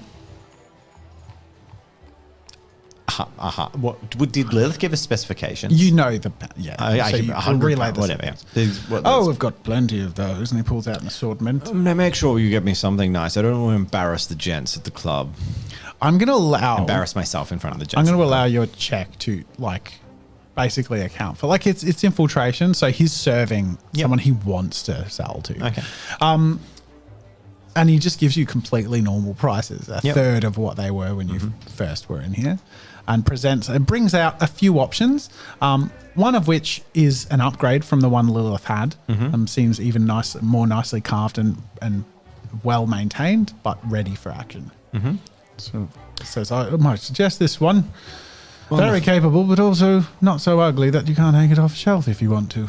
Yes, well, I don't want the other lads to scoff at it when it sits on the back of my horse. I'll take it, thank you. And a quiver of arrows. And you have an exchange, and you end up with a gorgeous bow that Lilith will be very grateful to receive. And I pay using Catalina's money. Okay. And then... Because we went to... Yep. So, and then I say... Well, It was a normal price, so it won't take a commerce That's point. fine. yeah. And then I'm like, oh, and I was thinking, you've been so kind to me today. So I was wondering if... You're just serving a customer. Oh, yes, but it's good to get good customer service. I've been, actually funny you should say, a few weeks ago, not recently, but before all this nonsense, I did go up to Fellbrook myself and just the riffraff. They don't know how to do things. Well, there's a reason it's not particularly considered a Graydon town, if you catch my meaning. It's like the dirt gets under your fingernails. Anyway, can't clean it off. But thankfully, I was east recently. I was wondering, anyway, if you knew a fine place for me to get a carriage. I've been traveling by cart, but things have been going well for my family recently, and I was thinking of more of a nice carriage, a couple of horses, thinking curtained and quite discreet, so that if I were to bring back, well, someone for a bit of a dalliance at my estate, we might be able to do so discreetly. Of course. Well, of course you must have frequented these parts, so you surely already then know of Milton's carts. It's one of those funny things where life just takes you around the place, but you never end up staying. I've always got business on either side. I've actually not stayed here before. This would be my first night in the town. Very odd. Well, amazing. You must be taken far and wide to be circumnavigating I and I if you're trading with the Fellbrook. I don't mean to impose. I don't usually trade. No, my trade isn't. No, it's only a hunting expedition that took me up to Fellbrook. Oh, the family's got money. I don't usually have to do much. Sorry, I don't usually have to do much work. I only assumed you looked like a very capable person who's come in. I've changed my accent. Who's come into their means by being well presented, and I shan't make assumptions. I am very English right now myself. I gotta stop doing that. All right. He points out where Milton's Carts is sort of a very reputable, high quality place. Sort of backing 2 doors down from the Golden Oak Inn itself. Cool. And I head over there. Yep. You make your way through, and you're there in no time. And there's all sorts of ornate sort of displayed lined up one after the other of various types, some that almost look fit for royalty. This is it's clear that the people who would be purchasing from this place may be sort of new money or new to trading in these areas and want to travel in style, because it's far from IRONSPIRE, but not so far that it can't be traveled in a few days comfortably. And this is the place where one can get the means to do that. You said Milton's Carts. Milton's Carts. Okay. And outside is Milton, very well dressed, and is just finished up an exchange with someone who's just gotten a 1-cart thing, just a standard. But someone else had been sort of turned away just because they were looking for something a bit too cheap. But he's more of a passenger cart salesman. Good evening. Hello, sir. How can I help you? What was your name there?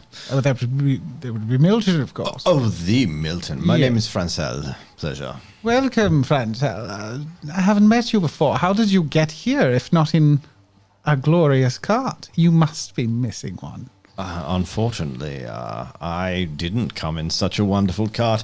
But that, of course, is why I'm here. I want to travel back home in style and really show off for the boys back at the old lodge. Well, you know exactly where to have come from where to go to get one. Yes. I can, of course, oblige. You were highly recommended from the weaponsmith over there. Well, everyone in town knows Milton's Carts is where one shows off their traveling in style. He sort of says with an air of superiority and pride.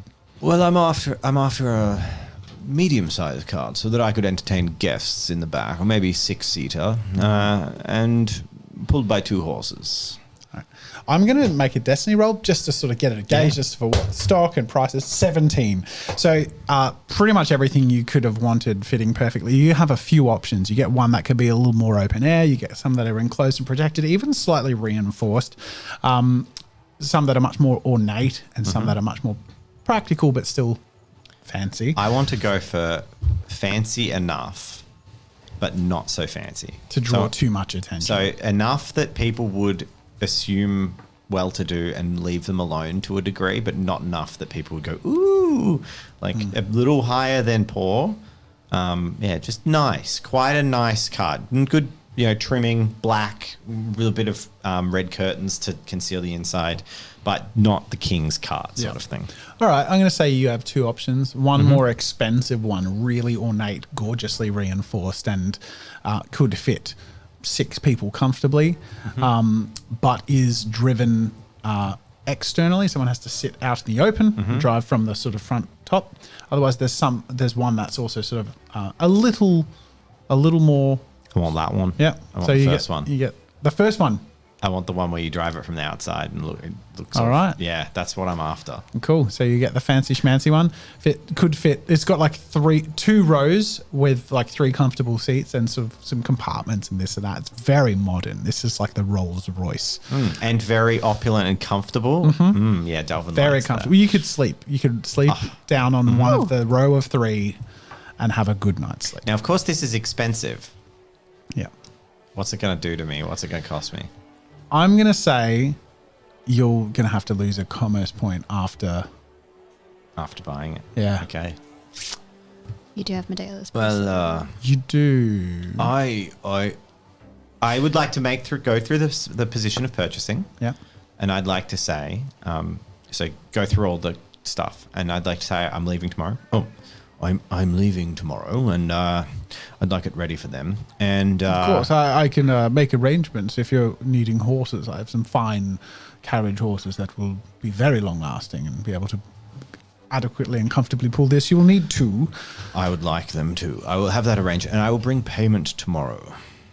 Very well. I would expect a deposit, of course.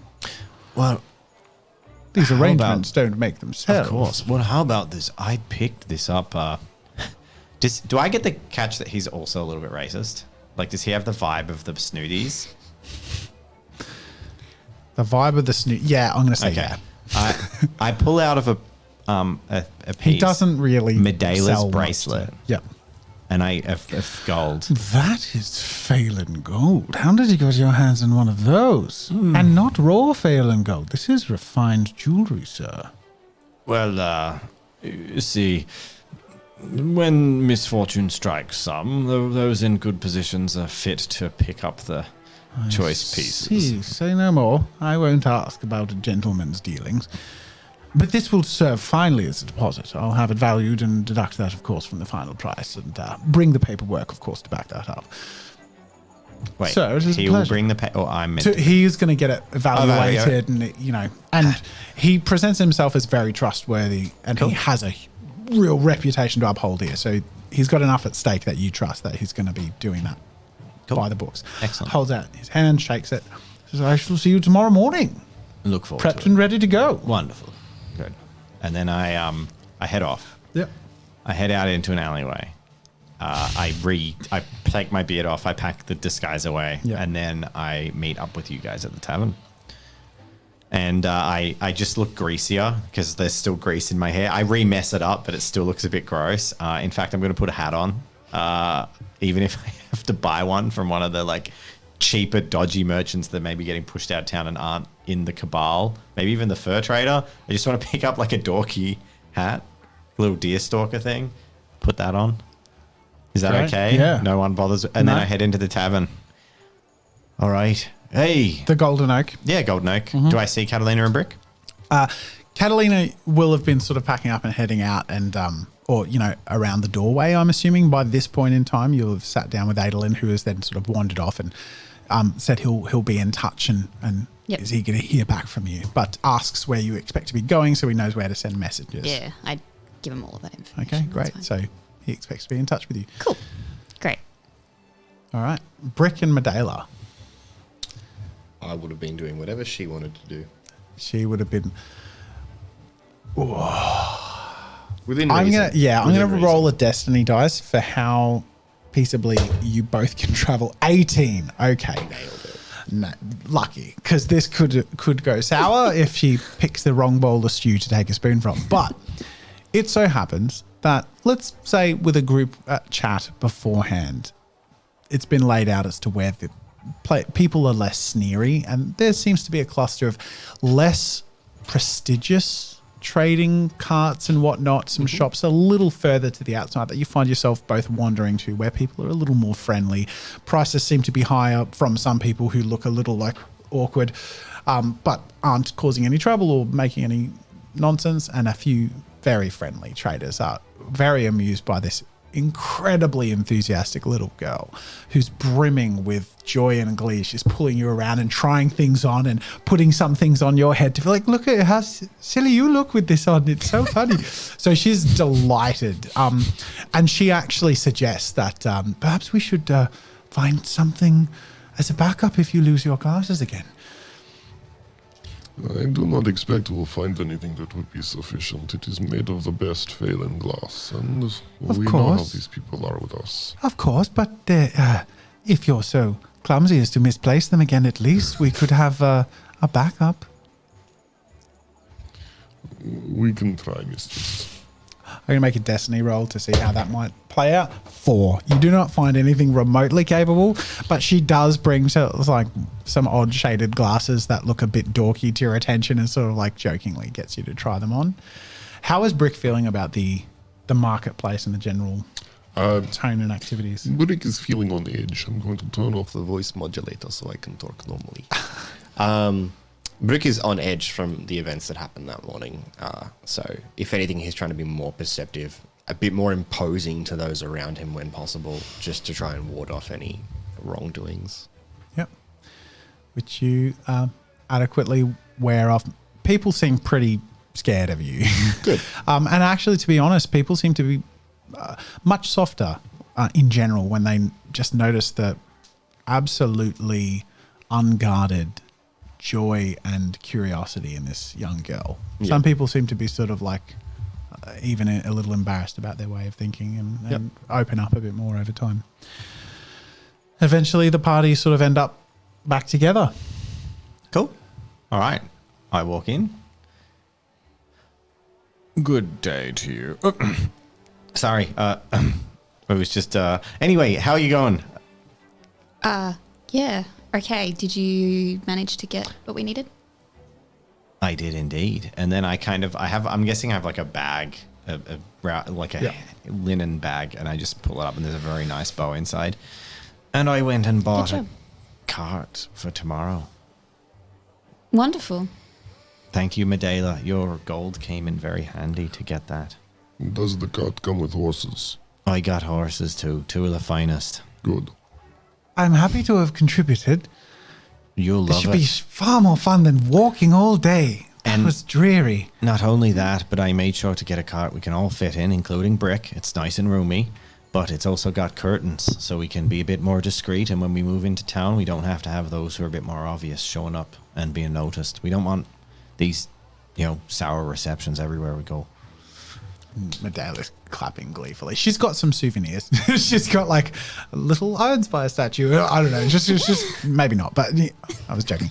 No, but went she's to got some IRONSPIRE, interesting. like, She's got mainly treats, just some different sweets and stuff that she would never have even heard of, let alone tried or seen. So she's being a typical kid at a candy store. That's sweet. I'm going to be honest, though, guys. I guess it won't be Delvin picking it up tomorrow morning. Oh, one of us, or It'll be a lovely gentleman by the name of Francel Levitt. oh, you made a friend. You could say that. Great.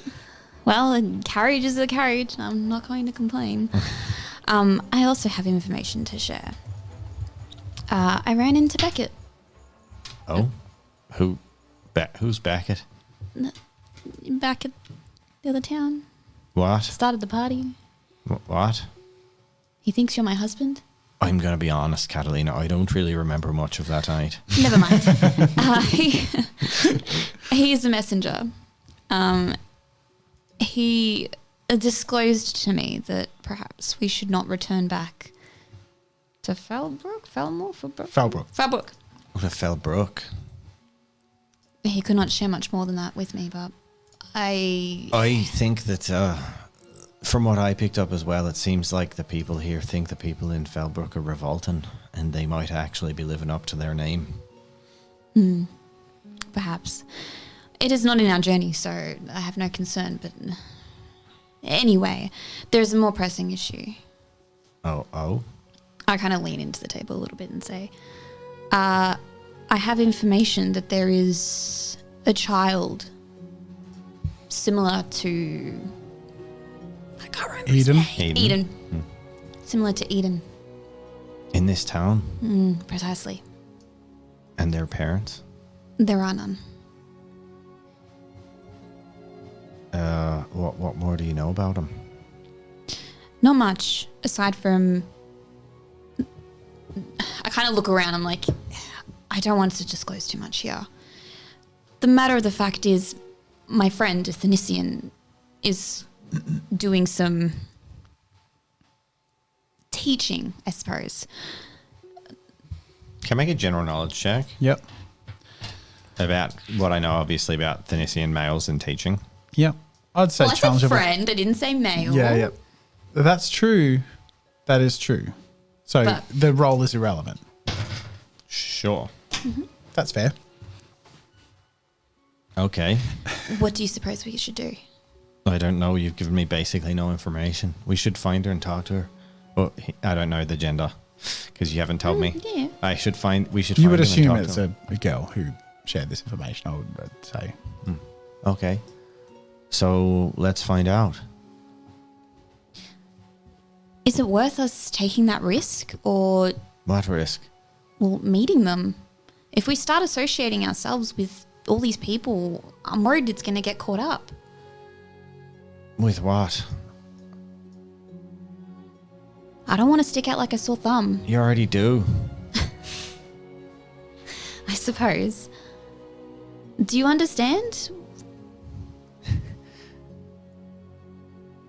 You don't want them noticing you. Is that it? Well, that aside, any of us, we are already on a mission that we shouldn't be disclosing to anyone. I don't want to jeopardize everything that we've worked for. So you're willing to let another kid get snapped up by the king? No, I just think we need to be discreet. I'm always discreet. Have you seen me? I say nothing. I say loudly in the bar, probably too loudly. Adela's sort of been chewing on her sweets, but she has been sort of listening in on the side. And she does sort of pipe in awkwardly, but sort of says, What would you have of a child? What would you do with a young boy? Girl? I think it was a girl. I believe It was a girl, Yeah. but we don't know that because Jen hasn't said. Right. But What would you do to affect the fate of a child? Sounds like a tricky situation. well, I mean, what's her parents doing? She has none. Ah, so it is a she. Gotcha. I was waiting for it. She has none, so she's an orphan then. Well, how'd you like your little sister, Medela? At least for the journey. I don't believe that is quite on the table. Why not?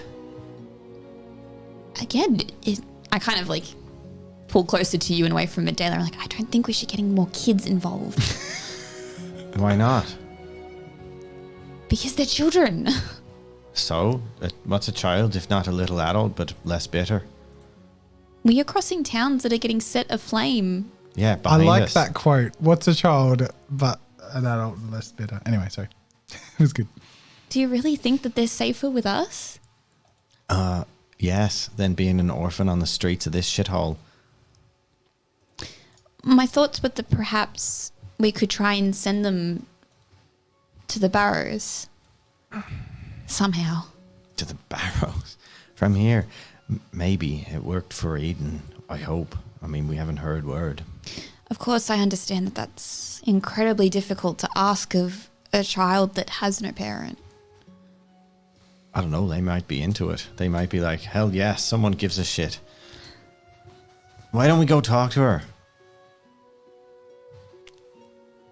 Okay. What's it hurt? I mean, if people knew that she was a little bit different, they'd already have put her in the king's service. So clearly no one suspects her.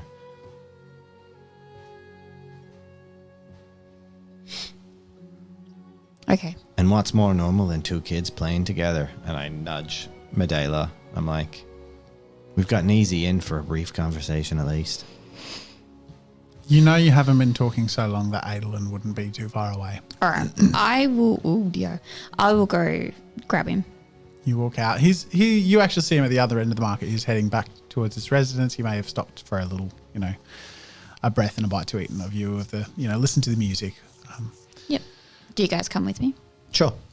Did you want to go speak to? Well, I guess you could do it after, but you do have a pelt trader to. Oh, to have get the a bow chat. too. Yeah. Because well past an hour will have passed at this Yeah. point. We'll go back and we'll give him that. Yep. Now we're on the way. Now, or? now Yeah. I'll go get the split? bow to the trader. Brick, which way you go? Oh, I do want to do it. I'm like, don't meet the girl unless we're all there. Just go get your boy. I'm happy to wait. Who are you going to meet? My friend. Who? What's their name? Why are you being so weird? They are a Thanisian. That's. Okay. And are they as delightful as you? I take offense to that. Sir. How can you take offense to that? I just said you were delightful. I don't like your tone. This is what it's like. I look at Brick and I'm like, this is what it's like being a man in the company of such wonderful women. Go settle your matters and then return here. I want to meet this Thanisian friend. Yes, that's fine. We can do that. All right. I feel like So you split. She goes to make way to start the conversation with Adeline. In the meantime, Delvin approaches Tilden, who's standing by his cart, waiting. It's tucked away. He was meant to leave like 20 minutes ago, but he's sort of made some excuses and is sort of hanging around. And then he spots you and he's sort of like eagerly sort of like, oh, I thought you weren't going to show there for a minute. I thought, well, if it were to not for the coin and your upstanding nature, have you got oil in your hair? I do. It's a style, isn't it? It didn't work for me though. Trying some different grading wares while you're around, I see. Indeed. You look like you're holding something you want me to transport for you. Here's the bow and the other 2 coin. He gratefully nods. It's like, I'll get it to her safe and sound, don't you worry. Thank you so much, sir. Thank you. You're welcome. Best of luck in this town. Very sincerely shakes your hand again and he pulls you into a hug. I return the embrace and I'm like, yeah, maybe things will get better around here. I sure hope so. With people like you around, there ain't no question of it in my mind. It's people like you that'll make the difference. Be open and hospitable. Make this place a nicer place. Okay. All right, and then I turn around and head off. You arrive as you approach, and Brick and Medela following behind. So a Phelan Cool, a Phelan Girl, and Delvin approach as Catalina has just tapped on the shoulder of Adeline, who turns around and they've started conversation up again. Oh, Catalina, sorry, did I, is there something I can help you with? We would like to meet her. I see. I can arrange that. Not on such short notice, you understand. Today, tomorrow morning, Yes. early. He sort of describes a place. Mm-hmm. In fact, he says, I could walk you home the scenic route and show you where I might be. And he turns Sure. to the party behind you and says, I don't believe I've met your traveling company. I'm Adeline. And he holds out his hand. I grab it. Delvin, Pleasure, sir. I haven't met you, and Catalina hasn't said much about you. Thanisian. Oh, I wouldn't expect her to. I'm just Now can I make my general knowledge yeah, check? come on. 1, 2, 4 3, successes. 4. You know that he's overstepping his boundaries. If she disclosed that he is teaching a group Yep. of children, that is out of order. Yep. I give him a smile, and I'm like, I love hearing about Thanisian men who are a little bit more adaptable than others. He looks a little shocked and looks at Catalina like, I'm going to kick Delvin in the leg. I would. And you, sir, you're from far west. He's very quickly changing the conversation. This Delvin's is like, just going to finish, not let him. I'm going to. Delvin's just like, come on, mate. Turn your shame into pride. And then smiles. Our other companion. Greetings, I am Brick. you must have traveled very far to get here, but I'm afraid I'm aware of the awful circumstances under which that takes place. I sincerely give my great condolences for your people's situation, and my respects for the loss of any of your kinsmen. How does Brick respond to that? As in, sorry for my people, as in, like, the fact that the Phelan call. They were attacked. The whole, like, everyone knows that. Yeah, but just in that one village. Yeah, but like a lot of Phelan Cool were killed and burnt, and so were Phelan. So he's just acknowledging what a lot of people aren't. Okay. To you, to sort of say essentially like, I couldn't understand where you're coming from, but I know it's a place of pain. So he wants to just. I lost many brothers that day. I'm terribly sorry to hear it, and you must sorely miss home. And you find yourself in odd parts compared to where you come from, I'm sure. Everywhere that isn't home is odd. And you, little miss. And he gets down on his knees, and Medela sort of like shyly sort of tucks behind Brick for a moment. Oh, no. I mean no harm, of course. I've never met a little Phelan girl before. She doesn't really say anything. Well, I believe I have a friend I might be introducing you tomorrow who is just under your age. Maybe you could teach her a few things about where you come from. And she like shyly sort of like looks a bit flushed. Anyway, he stands up and says, let me show you where to go. And he sort of guides you through some alleys to some back streets. Little, we're getting less, it's later in the afternoon at this point. People are sort of wandering home, and the streets as you're heading to get less busy. It's a good 10-minute walk out of the way of where you would be heading back to. Mm-hmm. He sort of points you out to a little alcove that seems quite cozy, and a place that seems to be occasionally, so there's some crates and things that might be used to seats. At the moment it's empty, but he sort of shows you here and says, I can meet you here tomorrow just after sunrise, nice and early. Mm-hmm. No worries. Cool. I will see you then. We'll meet them. Nice And to you meet head you, about your way. Adeline. You head back to the inn you were at, or are you going to stay at a different inn? Back to the sheep's Back to the sheepskin? Sheepskin. Yeah. Or do you want to stay? No. Let's stay in town. In the Golden Oak. If we can find somewhere that will have us. Might I suggest you go back? No, I'll leave it to you guys. You're the Okay, party. we'll go back. It would be simpler. Okay, if it's simpler and we know we've got it, we'll go back. We also know what to expect as well. Cool. Cool. All right. All right. We'll just call it an average night. You We go just back have a and sleep. Yep. You go back to sleepy beep, and you wake up in the morning, and we'll pick up where we left off in the next chapter. Will we? Maybe we'll find out. Maybe some stuff will don't- happen. Maybe it we won't. don't get like a little taster of what we're leading into. We Do got we? our adventure. No, it's fine. It's late. It's fine. You dream of a prophecy. No, That's what I was after. I wanted the prophecy dream. All right. wait, a vision. A vision occurs. You see in the horizon some patrons. You feel thankful to this patron whose name is sponsored by Raid Shadow Legends. Go to the tavern to get the new champion. Insert champion here. This video is not sponsored by Raid Shadow Legends. It is sponsored by World Anvil. Oh my gosh. The Dark Fox. Professor X, 1718. Deagle Duck. Ray and I.